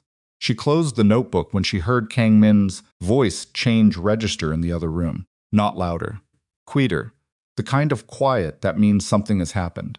She came to the kitchen doorway. James Pack was standing. The laptop was still open, but his attention was on his phone, which he was holding with both hands in the posture of someone reading. Something they are reading very carefully. Kang-min was looking at James. "Tell me," he said. James looked up. His eyes moved briefly to Imani and then back to Kang-min. Callum's people moved on the warehouse. An hour ago. Southside, the Halstead location. They went in looking for the routing documentation. "That's not possible," Kang-min said. "We didn't set the false information yet." "No," James said. "We didn't." The room recalibrated. Imani understood before either of them said it. Nico moved without waiting for us to give him anything. He already had information about the South warehouse, from before. "From months ago," Kang-min said. His voice had gone somewhere that was past flat into something colder. He's been feeding Callum routing information for months. This wasn't a response to last night. This was already in motion. "The 48-hour deadline from Evelyn was a distraction," James said. "Keep us focused on the documentation threat while Callum's people positioned." "What's at the Halstead warehouse right now?" Imani said. James and Kang-min looked at her. "3 of my men," Kang-min said, "and a shipment that was supposed to move tomorrow." "Are they safe?" "I don't know." He was already moving. "James already calling," James said, phone to his ear. Kang-min went to the far end of the room, where one of the 3 men Imani hadn't recognized was standing and said something to him in a voice too low to hear, and the man nodded once and left through the service entrance that Imani hadn't known existed until this moment, which meant there were aspects of the penthouse's infrastructure she had been moving around for 2 months without fully mapping. She stayed in the kitchen doorway. She pressed her back against the frame and felt the wood solid behind her shoulder blades and breathed in the specific way she had developed during the worst shifts at Roland's kitchen, the kind of breathing that was less about oxygen and more about keeping the signal from the body manageable while the mind did what it needed to do. James lowered his phone. His face was doing something complicated. "The 3 men are out. They got word 20 minutes ago that something was wrong and they evacuated." He paused. "The shipment is gone. Callum's people took it." Kang-min said nothing for 3 full seconds. "And Nico?" he said. "His apartment is empty. He left sometime in the last 2 hours." The silence in the room had a texture. "He knew we'd identified him," Imani said. "Or he assumed we would," James said. "The moment Callum moved on the warehouse, there was only one way we could have known to look at the south routing, and the only person who he stopped. Yes, he ran." Kang-min turned to the window. His back was to the room. She could see his hands at his sides, perfectly still, controlled. But the stillness was the kind that is one decision away from becoming something else. "Find him," he said. Not loudly, not dramatically. Just those 2 words with all the weight of 11 years of misplaced trust pressing down on them. "We're already looking," James said. "Find him before Callum decides he's more useful as a liability than an asset." He turned back. His face was entirely composed. Whatever the thing was that had been in his voice, it was behind the flatness now, where it would stay until he chose to deal with it. "What's our position with Evelyn?" Marcus Sterling agreed to the terms. 70% of the debt cleared. Evelyn's cooperation on the documentation. She's agreed to meet this afternoon to hand over the originals and any copies. James paused. She thinks she's getting what she came for. She's getting her family's survival, Kang-min said. That's more than she deserves. The counter document through Chen? Pull it. We don't need it if Marcus has brokered the originals. He moved toward the table, looked at James's laptop screen, scrolled something. The shipment Callum took. What does he have? James said the number quietly. Kang-min nodded once. Then he has enough to feel like he won. Is that a problem? It's a problem I'll manage after we have Nico. He looked at Imani for the first time since the conversation started. You should sleep. I'm fine, Imani. I'm fine, she said again. Tell me what you need. He looked at her for a moment. Then he pulled out a chair from the dining table. She came and sat down. He sat across from her, and James Pack, reading the room correctly, moved to the far end and spoke quietly into his phone and gave them what passed for privacy in the current circumstances. Callum has the shipment, Kang-min said. That's a loss. Recoverable but real. Nico is in the wind, which means Callum has someone who knows the internal structure of my operations and can brief him on whatever he chooses to brief him on. He held her eyes. The next 48 hours are going to determine whether this ends cleanly or becomes something much longer. What does cleanly mean? She said. Nico located and dealt with before he can do more damage. Evelyn neutralized this afternoon. Callum put in a position where the cost of continuing to push outweighs the benefit. He paused. And the bakery. She blinked. What? The storefront on West Randolph. I've had it in mind for 3 months. There's a space that's been sitting vacant since November. I was going to. I wanted to make sure the other things were settled first before I brought it up. I didn't want to offer it while the situation was complicated. She looked at him. The situation has always been complicated. More complicated than usual then. She thought about the notebook in the kitchen. The 11 pages. Ember rose at the top. You've been planning this, she said. Thinking about it, he corrected. There's a difference. Not much of one. The corner of his mouth moved. No, not much. She held his gaze. Outside the window, the January light had gone from pale to slightly brighter, which was as good as winter mornings got this far north. When this is over, she said. When this is over, he agreed. It was a promise made in the specific grammar of people who understand that promises about the future are held together by everything that happens between now and then, and that neither of them could control all of that, and that they were making it anyway. James Pack came back to the table. We have a location on Nico. Kang-min stood immediately. A parking structure in Wicker Park, James said. He's meeting with someone. We don't have an ID on the second party yet, but the vehicle is registered to a holding company that traces back to Callum's network. He's being extracted, Kang-min said. Looks like how long? The meet has been running 20 minutes. If it's a handoff documents, briefing whatever he's carrying it, could be another 30. Could be wrapping now. Kang-min was already putting on his jacket. He looked at Imani. Stay here. Kang-min, James stays with you. He said it in the voice that was not a discussion. 2 men at the door. You don't leave this floor. She wanted to say something about the nature of being told to stay somewhere. She looked at his face and saw something in it that was not arrogance and not condescendent, but sentient, something roaring either. Something that had to do with every calculation he had just made about what he could afford to lose and what he couldn't. And she closed her mouth. Come back, she said. Yes, he said. He left. She sat at the table with James Pack and the remains of the food she'd made at 4 a.m. and listened to the building systems hum and breathed and waited. James was on his phone. Occasionally he said something short and precise. Occasionally he typed. He did not attempt small talk, which she respected enormously. At 8:47, her own phone buzzed. A number she didn't recognize. Different from the first unknown number. She looked at it for 1 second and then answered. Miss Holloway. The voice was male, measured, with a quality that put her immediately and completely on alert. The quality of someone who is used to having other people's complete attention is checking, without appearing to check, whether they have it now. My name is Callum Rourke. I believe you know who I am. She did not look at James. She kept her voice entirely neutral. What do you want? Which I'm having. A pause. I want you to understand something about your current situation that I suspect Kang-min hasn't told you, because there are things that are more useful to him if you don't know them. I'm listening, she said. Her heartbeat was doing something she was consciously ignoring. The bakery he's offered you, Callum said.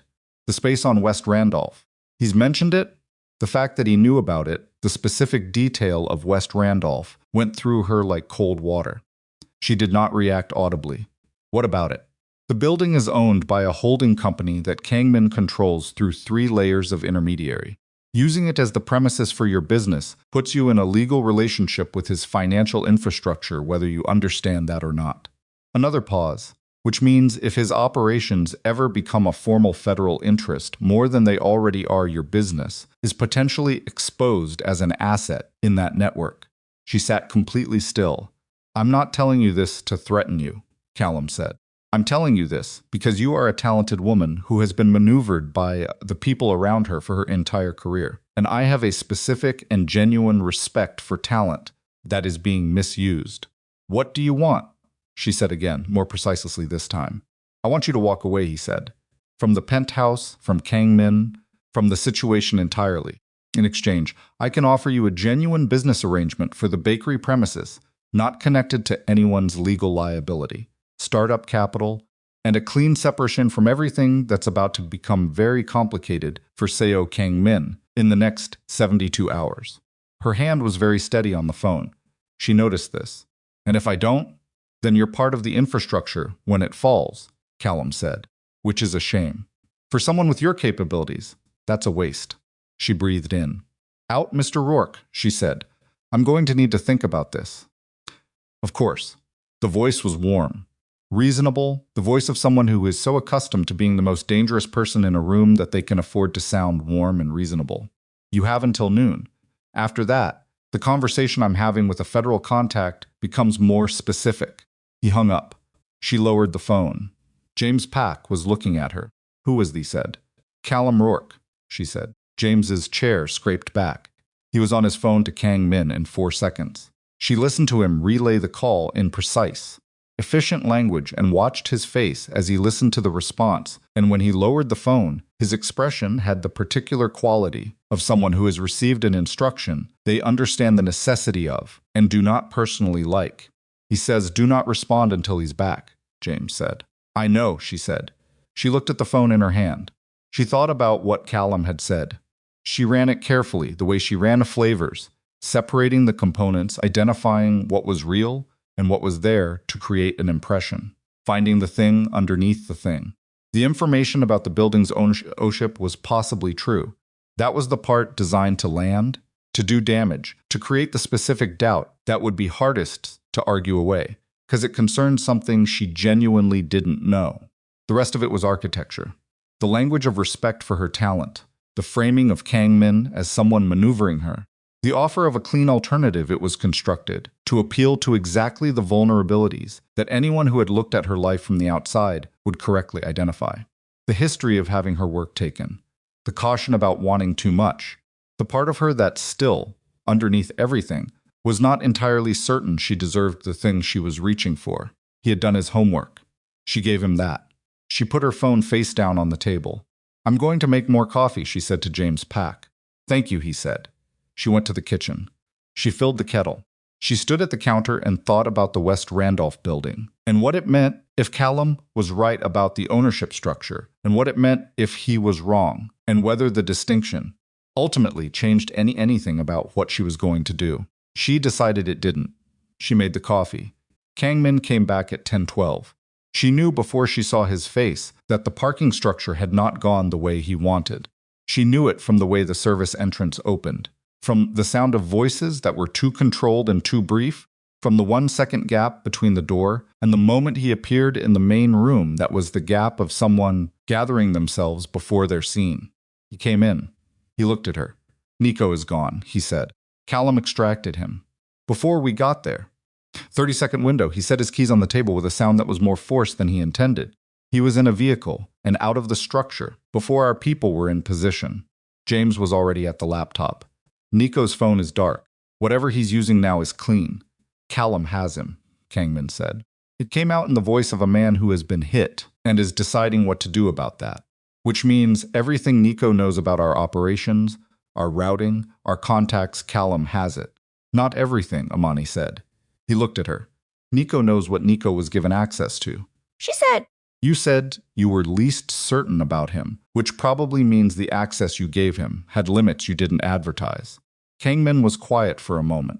The south routing, the secondary distribution contacts, the warehouse network, but not the primary chain, no. The primary chain is 3 people. James, myself, 1 other. Then Callum has the edges, she said. Not the center. He looked at her steadily. That's correct. Which makes what he said to me this morning more interesting, she said. She told him about the call, all of it, in order, without editorializing.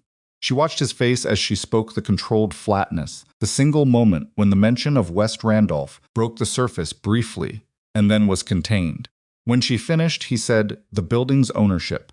Is it true? He was quiet for exactly the length of time it takes to decide between a comfortable answer and an honest one. The holding structure's more complex than I described, he said. The connection to my financial infrastructure exists. I was going to restructure it before the transfer of ownership so that it was clean. I hadn't told you because I wanted to resolve it first. She held his eyes. That's what I thought. Are you angry? She thought about it genuinely. No, she said, because the order of operations makes sense. Resolve it, then tell me. I would have done the same. She paused. I'm telling you this, so you know I'm not operating from the version of this that Callum wants me to be operating from. He looked at her for a long moment. What version are you operating from? The accurate one, she said, which is that Callum is trying to isolate you by removing your people one at a time, and he's identified me as the most direct pressure point because I'm the one thing you're not calculating about. The word landed. She watched it land. He's not wrong, Kang-min said quietly. I know, she said. So let's use it. He shook his head immediately. Imani, he asked me to respond by noon, she said. I tell him I've decided to take his offer. I agree to meet him. Somewhere neutral, he'll want neutral. He'll propose a public space because he's not going to invite a stranger somewhere private. When he meets me expecting to confirm I'm walking away, you and James know exactly where he is. No, he said, Kang-min. That is not a conversation we are having. His voice was very controlled and very final. I am not using you as bait for Callum Rourke.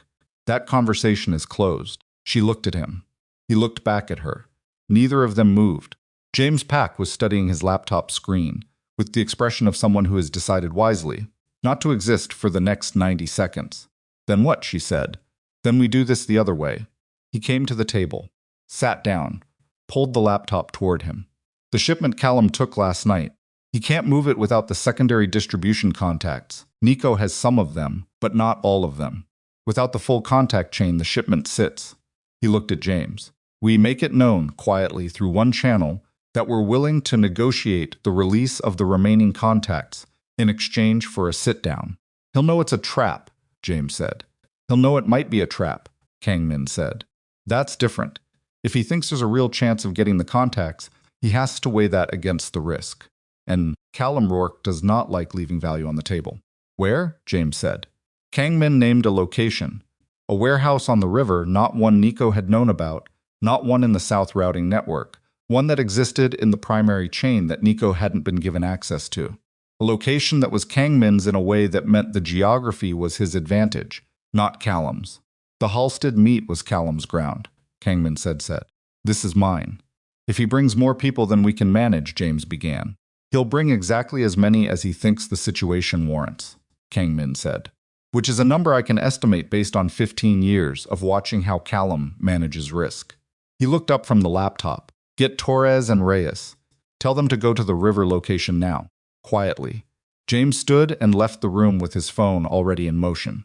Imani sat across from Kang-min. The dining table between them was covered in the detritus of a night that had not slept coffee cups. James's second phone, the remains of food she'd made in the dark hours, a legal pad with handwriting in 2 different hands. You're going to be there, she said. Yes. Callum will expect that. Yes. And Nico might be there too. Kang-min was quiet for a moment. Possibly. She looked at her hands flat on the table. What does Callum actually want? Past the routing, past the shipment. What's the end of his version of this? Kang-min's eyes were on the window, on the January gray outside it. He wants the lakefront operations, not just the routing, the entire network. The warehouses, the contacts, the years of infrastructure. He paused. He's been building toward this for 2 years. Nico was the inside component. Evelyn was the leverage. The fire at Roland's studio was he stopped. Cover, she said, creating legal noise around me to keep you managing that instead of watching for what Callum was actually setting up. Yes, she let that settle. He's patient, very. And you? He turned from the window and looked at her directly. I've been patient about some things, he said. I'm finished being patient about others. She knew what he meant. She felt it land in the specific place it was aimed. She didn't look away from it this time. After, she said. After, he agreed. James came back at 11 with Torres and Reyes, who were broad and quiet and had the specific quality of men who are extremely good at one particular thing and comfortable with that.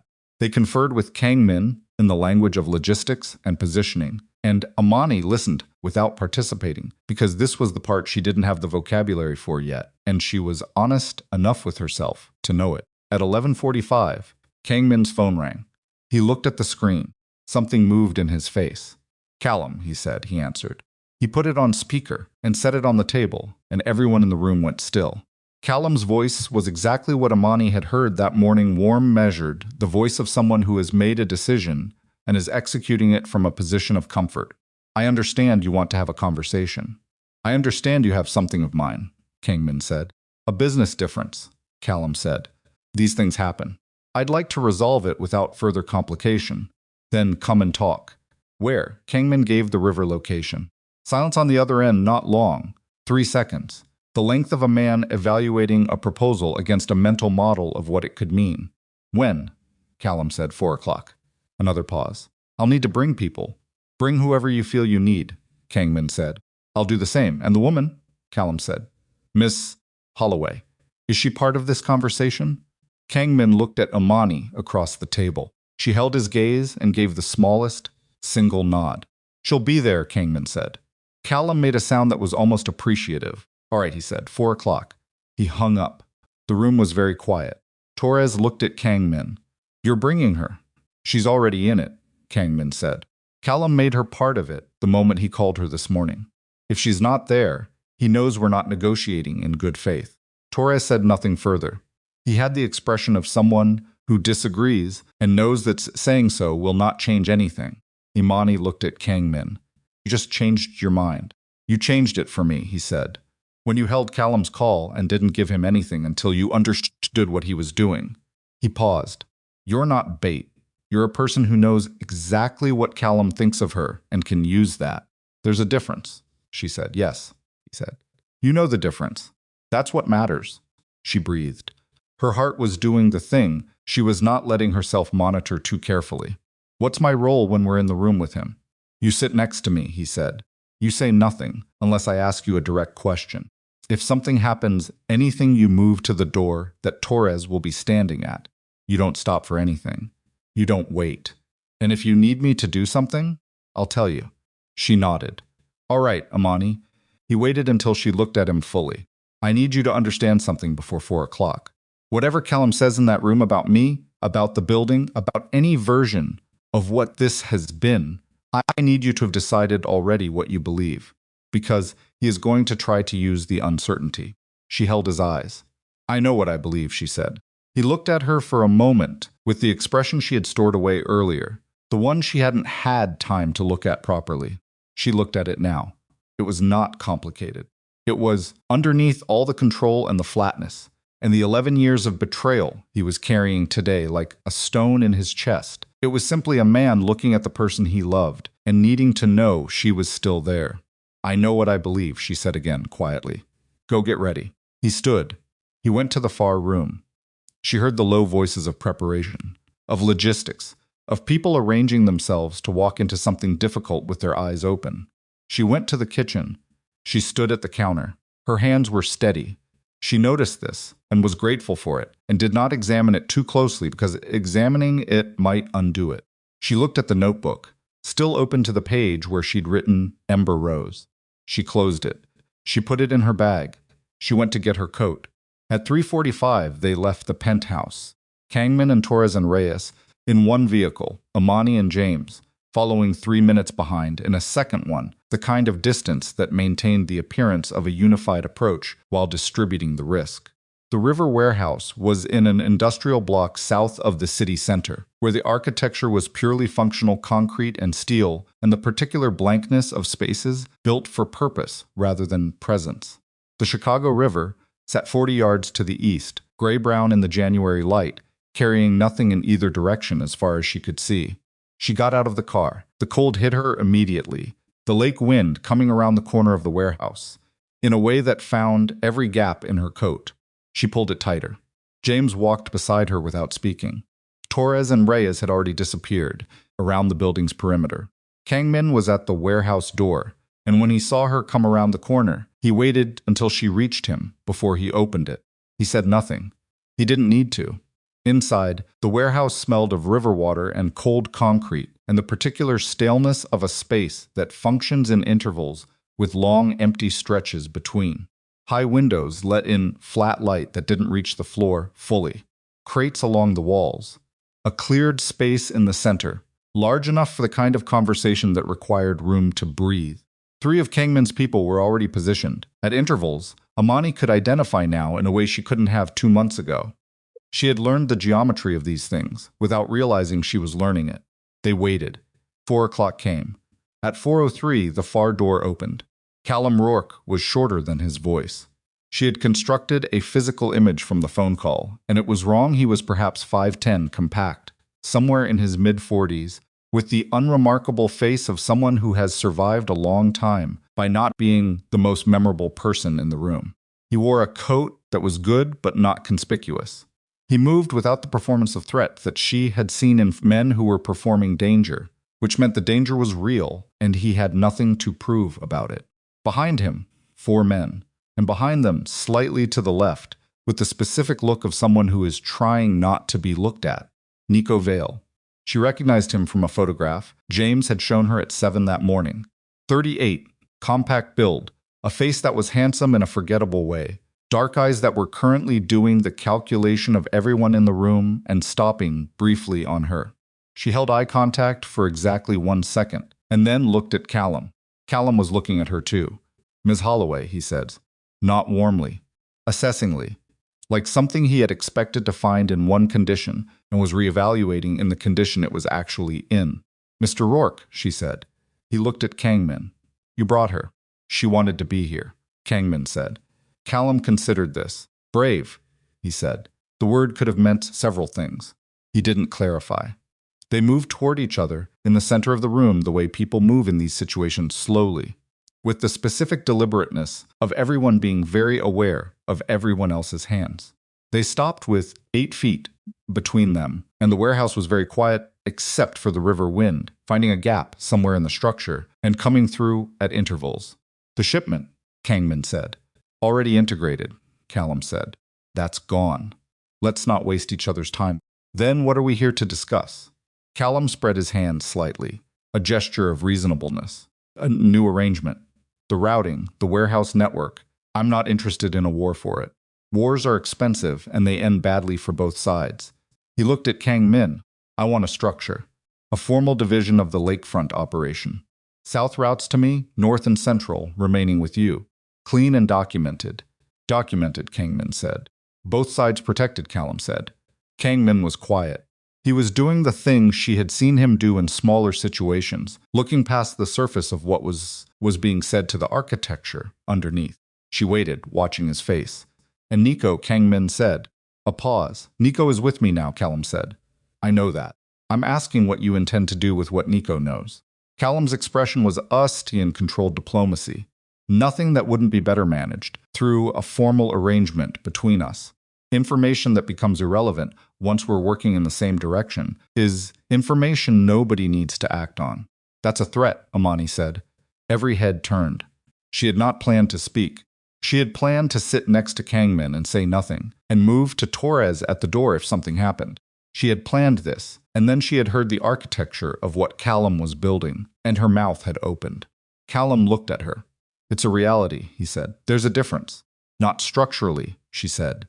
"You're describing an agreement whose enforceability depends on your ongoing restraint regarding information you're holding over the other party. That's a threat with a handshake over it." Callum looked at her for a moment that was slightly longer than his previous moments. You're very precise for someone in the room as a personal consideration. I'm precise because it's useful, she said. Unlike being in the room as a personal consideration, which you put me in this morning when you called me and assumed I'd respond the way you expected. Something shifted in Callum's expression. A recalibration. The kind a chess player makes when a piece behaves outside the expected range. You told him about the call, he said. Immediately, she said. He looked at Kang-min. You have a problem, he said, and his voice had lost the warmth. She's not a vulnerability, she's a liability.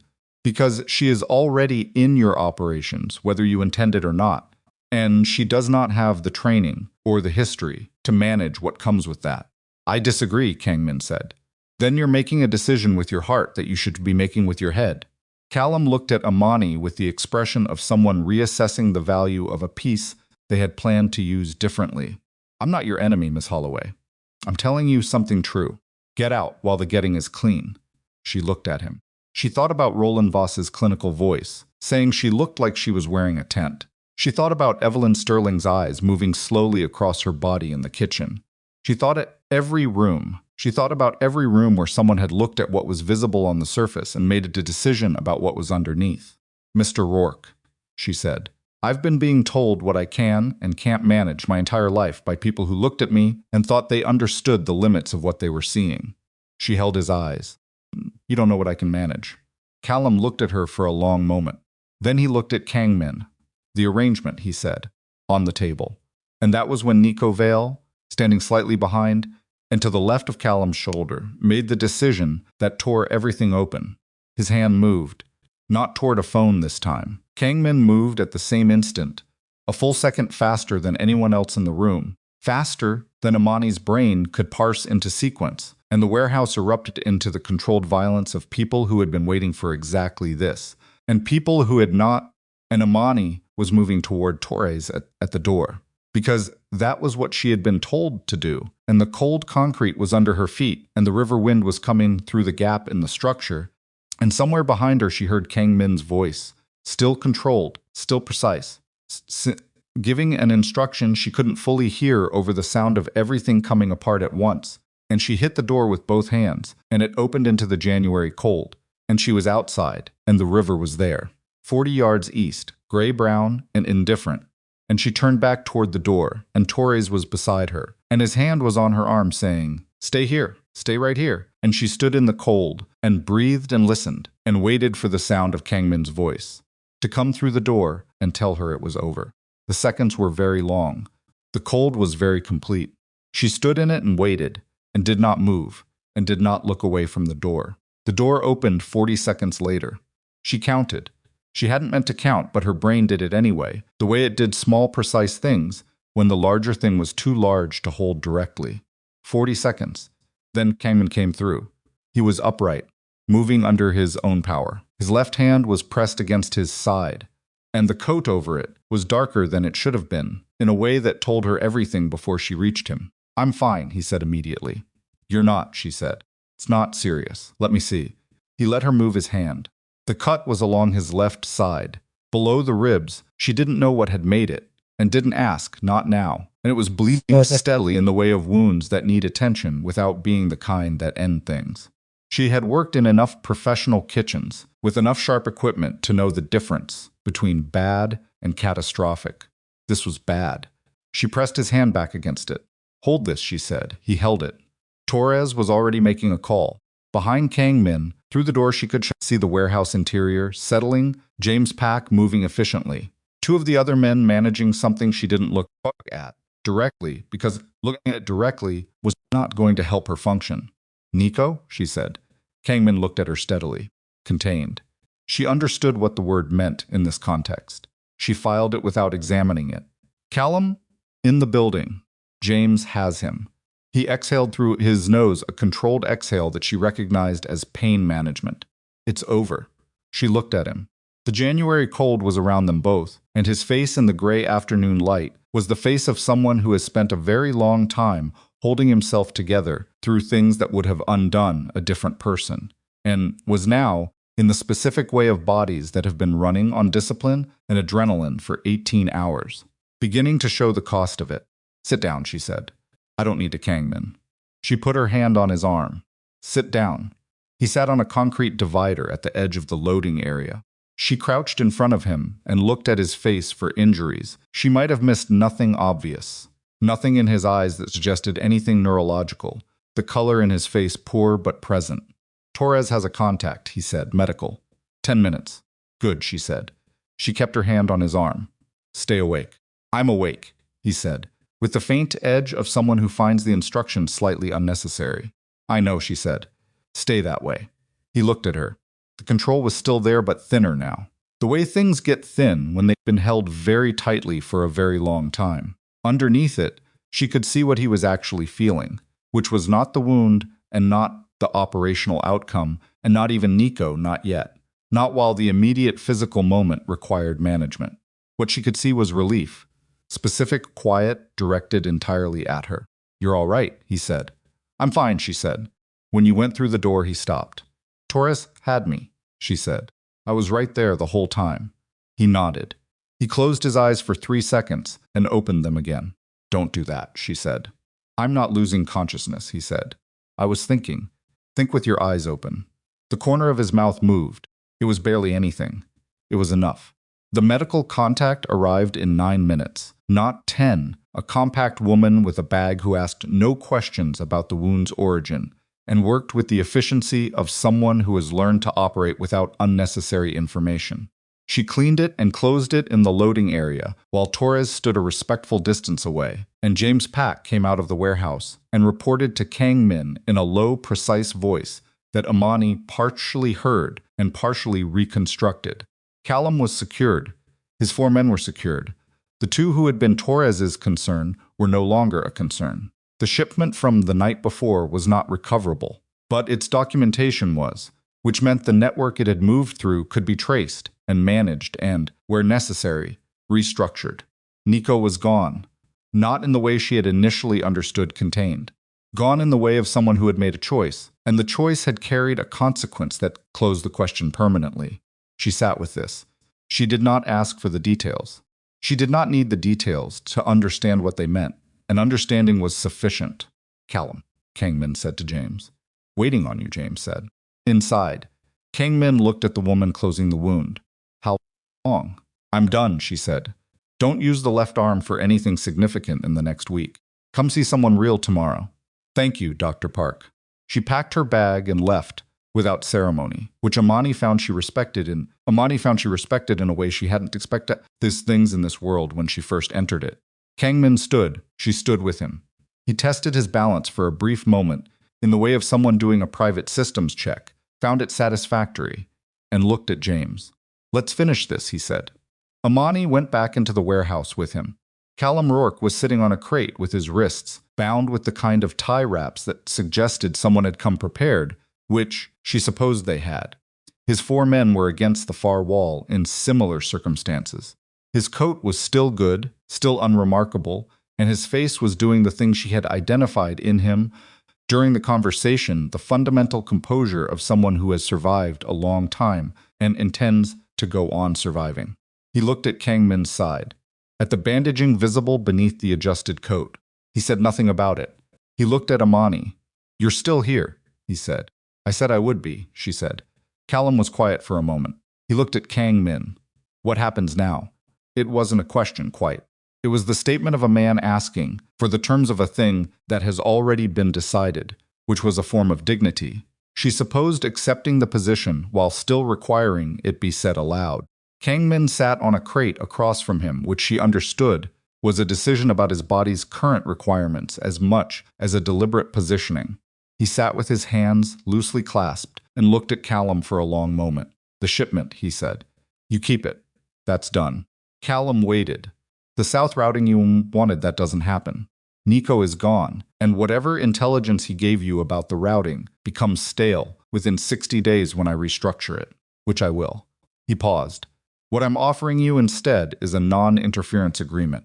You operate your network, I operate mine, and neither of us devotes resource to dismantling the other. You're offering me a draw, Callum said. I'm offering you the thing you actually need, Kang-min said, which is not a war you were not going to win cleanly. Nico gave you operational intelligence, not structural intelligence. The center held. Callum was quiet. He was evaluating. She could see at the specific stillness of a man who is genuinely capable of honest calculation, running an honest calculation. Evelyn, he said. Evelyn's family has the terms Marcus negotiated, Kang-min said. That's separate from you. Don't connect them again. Callum looked at Imani, the documentation she was holding. Resolved, Kang-min said. Another silence. Longer this time. The non-interference agreement, Callum said. In writing. Through the appropriate channels, Kang-min said. James will facilitate. Callum looked down at his bound wrists. He looked up. One condition, he said, tell me. He looked at Imani. She doesn't operate any part of your network, formally or informally. Whatever she builds, he tilted his head toward her. It's entirely clean. No holding company structure. No ownership connection to your financial infrastructure. She operates in the straight world, and that's where she stays. The warehouse was very quiet. Imani looked at Callum. He was looking back at her with the expression of someone who has been wrong about something, and is, in the particular way of people, with genuine capability, capable of acknowledging it. That was always the plan, she said. Callum held her eyes for a moment. Something in his face settled. Then we don't have a problem, he said. Kang-min looked at James. James nodded once. The practicalities would follow the documentation, the channels, the careful architecture of an agreement between people who operate outside the frameworks that normal agreements use. None of that happened today. What happened today was the decision, and the decision had been made. It was, she thought, the most unusual business meeting she had ever been in a room for. She'd been in some unusual rooms. They left the warehouse at 5:47. The January light was gone entirely. By then the sky the specific deep gray of a winter evening in Chicago that was heading toward snow. The river was dark to the east, and she could smell it cold water and distance, and the particular mineral quality of things moving through the city's infrastructure without caring about any of it. She got in the car with Kang-min. He sat with his head back against the seat and his eyes closed, and she did not tell him to open them, this time because his breathing was even, and the color in his face was better than it had been, and she understood the difference between someone losing consciousness and someone, finally, after a very long night and day, letting themselves rest for 30 consecutive seconds. She looked out the window as the city moved past. She thought about the notebook in her bag, the 11 pages. Ember rose at the top. She thought about West Randolph Street and what a storefront there would look like at 7 in the morning when the light came through the front window and hit a display case full of things she had made with her own hands, and how the name would look on the glass, and what it would mean to walk in every day to something that was entirely and uncomplicated hers. She had been carrying that image for months with her hands carefully open, the way you carry something fragile when you're not sure you have the right to hold it tightly. She closed her hands around it now, felt the weight of it, decided it was hers to carry. Kang-min opened his eyes. He looked at her looking out the window. "What are you thinking about?" he said. "The bakery," she said. He was quiet for a moment. "We'll sort the building structure this week," he said. "So, clean ownership. Nothing connected." "I know," she said. "James knows a commercial lawyer who Kang-min," she said. "I know. We'll sort it." She turned from the window and looked at him. "How's your side? Manageable?" "That means it hurts." "Yes," he said simply. She looked at him, at this man, who had looked at her tart at a gala and seen something worth standing up for, who had changed a code and forgotten to tell her, and been honest about it when she asked, who had sat on a loading dock in January and let a question about whether she was all right come out of his face before he'd addressed the wound in his side. Who was, in every way she had come to understand the word, complicated and was, in every way she'd come to understand what that meant in practice, exactly what he had appeared to be from the beginning. "After Dr. Park sees you tomorrow," she said, "I'm going to West Randolph. I'll come with you. You're going to rest." "I'll rest, and then I'll come." She looked at him for a moment. "Okay," she said. He reached across the space between them and took her hand. Not dramatically. Not with the weight of everything the day had been. Just took it. His hand around hers, warm despite the cold they'd both been standing in, steady despite the thing that had happened to his side, and the thing that had happened to 11 years of trust and all the rest of it. She held his hand. The car moved through the city. Outside, Chicago did what Chicago always did continued. Indifferent and enormous. The lake somewhere to the east doing its own enormous continuing, the lights of the buildings making their grid against the dark. She thought about her apartment in Pilsen, the scarred counter, the window that looked into the wall of the adjacent building, the single good knife in the second drawer. She thought about the penthouse kitchen with the convection system that ran 4 degrees hot on the left side, which she had learned to compensate for, which she had stopped thinking of as a limitation and started thinking of as a known variable.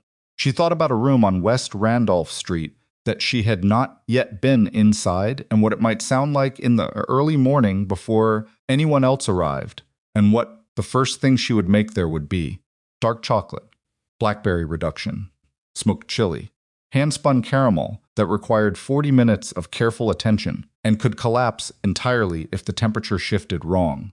She already knew it wouldn't collapse. She knew how to hold the temperature. She had known for a long time. 6 months later, on a Thursday morning in July, Imani Holloway unlocked the front door of Ember Rose for the 42nd time. The line outside was already past the corner. She had stopped being surprised by the line 2 months in.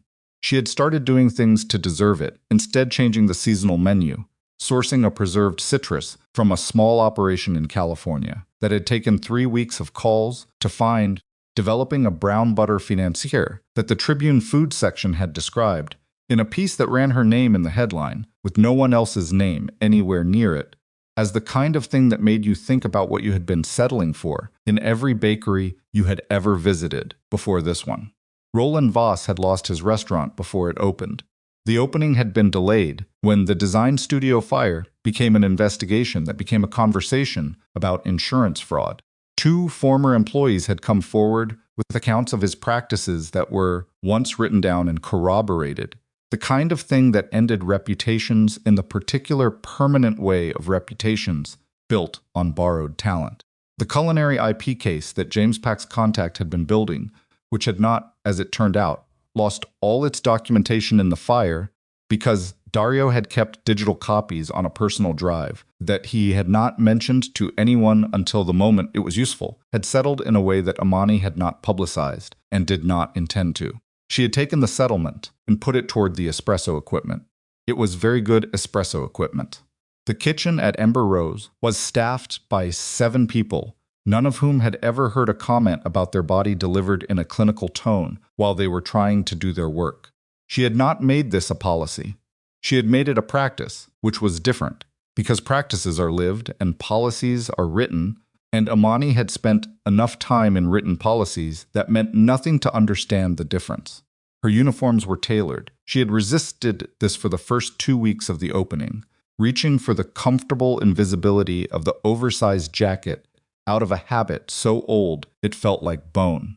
Then one morning she had stood in the Ember Rose kitchen at 5:30 while the ovens were heating and the city was still gray outside the front window, and looked at herself in the back office's mirror and thought, very simply, no more of that. She had called the tailor that afternoon. The jackets fit now. They were hers. She looked like herself in them, which was a sentence she had never previously been able to say about her work clothes, and the simplicity of it still occasionally caught her off guard. Kang-min came in at 7:15, the way he usually did on Thursdays when his morning allowed it. He came through the front door rather than the back, which meant he stood in the line like anyone else, which was something she had asked him to do in the 3rd week, when she had understood that the alternative would affect the room X in ways she didn't want. He had done it without discussion. He sat at the corner table, and she brought him a coffee she had made herself, because the Thursday morning coffee was a ritual she had established and did not intend to relinquish to anyone else regardless of staffing efficiency. She sat across from him for the 7 minutes she could spare between the opening service and the point where her presence in the kitchen was non-optional. The Chicago Magazine piece runs next week, he said. I know. They used the photograph of you at the counter. I know, she said. I approved it. He looked at her. She had seen this look before, the one that contained the question he didn't ask, because he had learned that she would tell him what she wanted him to know when she wanted him to know it, and that asking ahead of that was not useful. I look like myself in it, she said. That was the condition. They use a photograph where I look like myself, or they don't use one. He said nothing. His hand moved across the table and covered hers briefly and then moved back, because the front of the house was full and they were both people who understood the difference between private and public without needing to negotiate it every time. The Caldwell Foundation called again, he said. I know. They'd like you to I know what they'd like, she said. I'm thinking about it. It would be the same ballroom, he said. Not as a manipulation, as a plain statement of a thing that was true and that he understood had weight. She looked at him. I know that too, she said. That's why it's interesting. He looked back at her, and the look was the one she had stored away at a difficult moment months ago, and looked at, when she finally had time, the simple look of a man who loves someone and is not performing either the love or the simplicity of it. Go cook, he said. I am, she said. She stood. She went to the kitchen. Behind her, she heard the front door open and the sound of the city coming in with a customer, and the brief rise in the ambient sound of a room full of people who had chosen to be exactly where they were on a Thursday morning in July, which was here. She put on her jacket.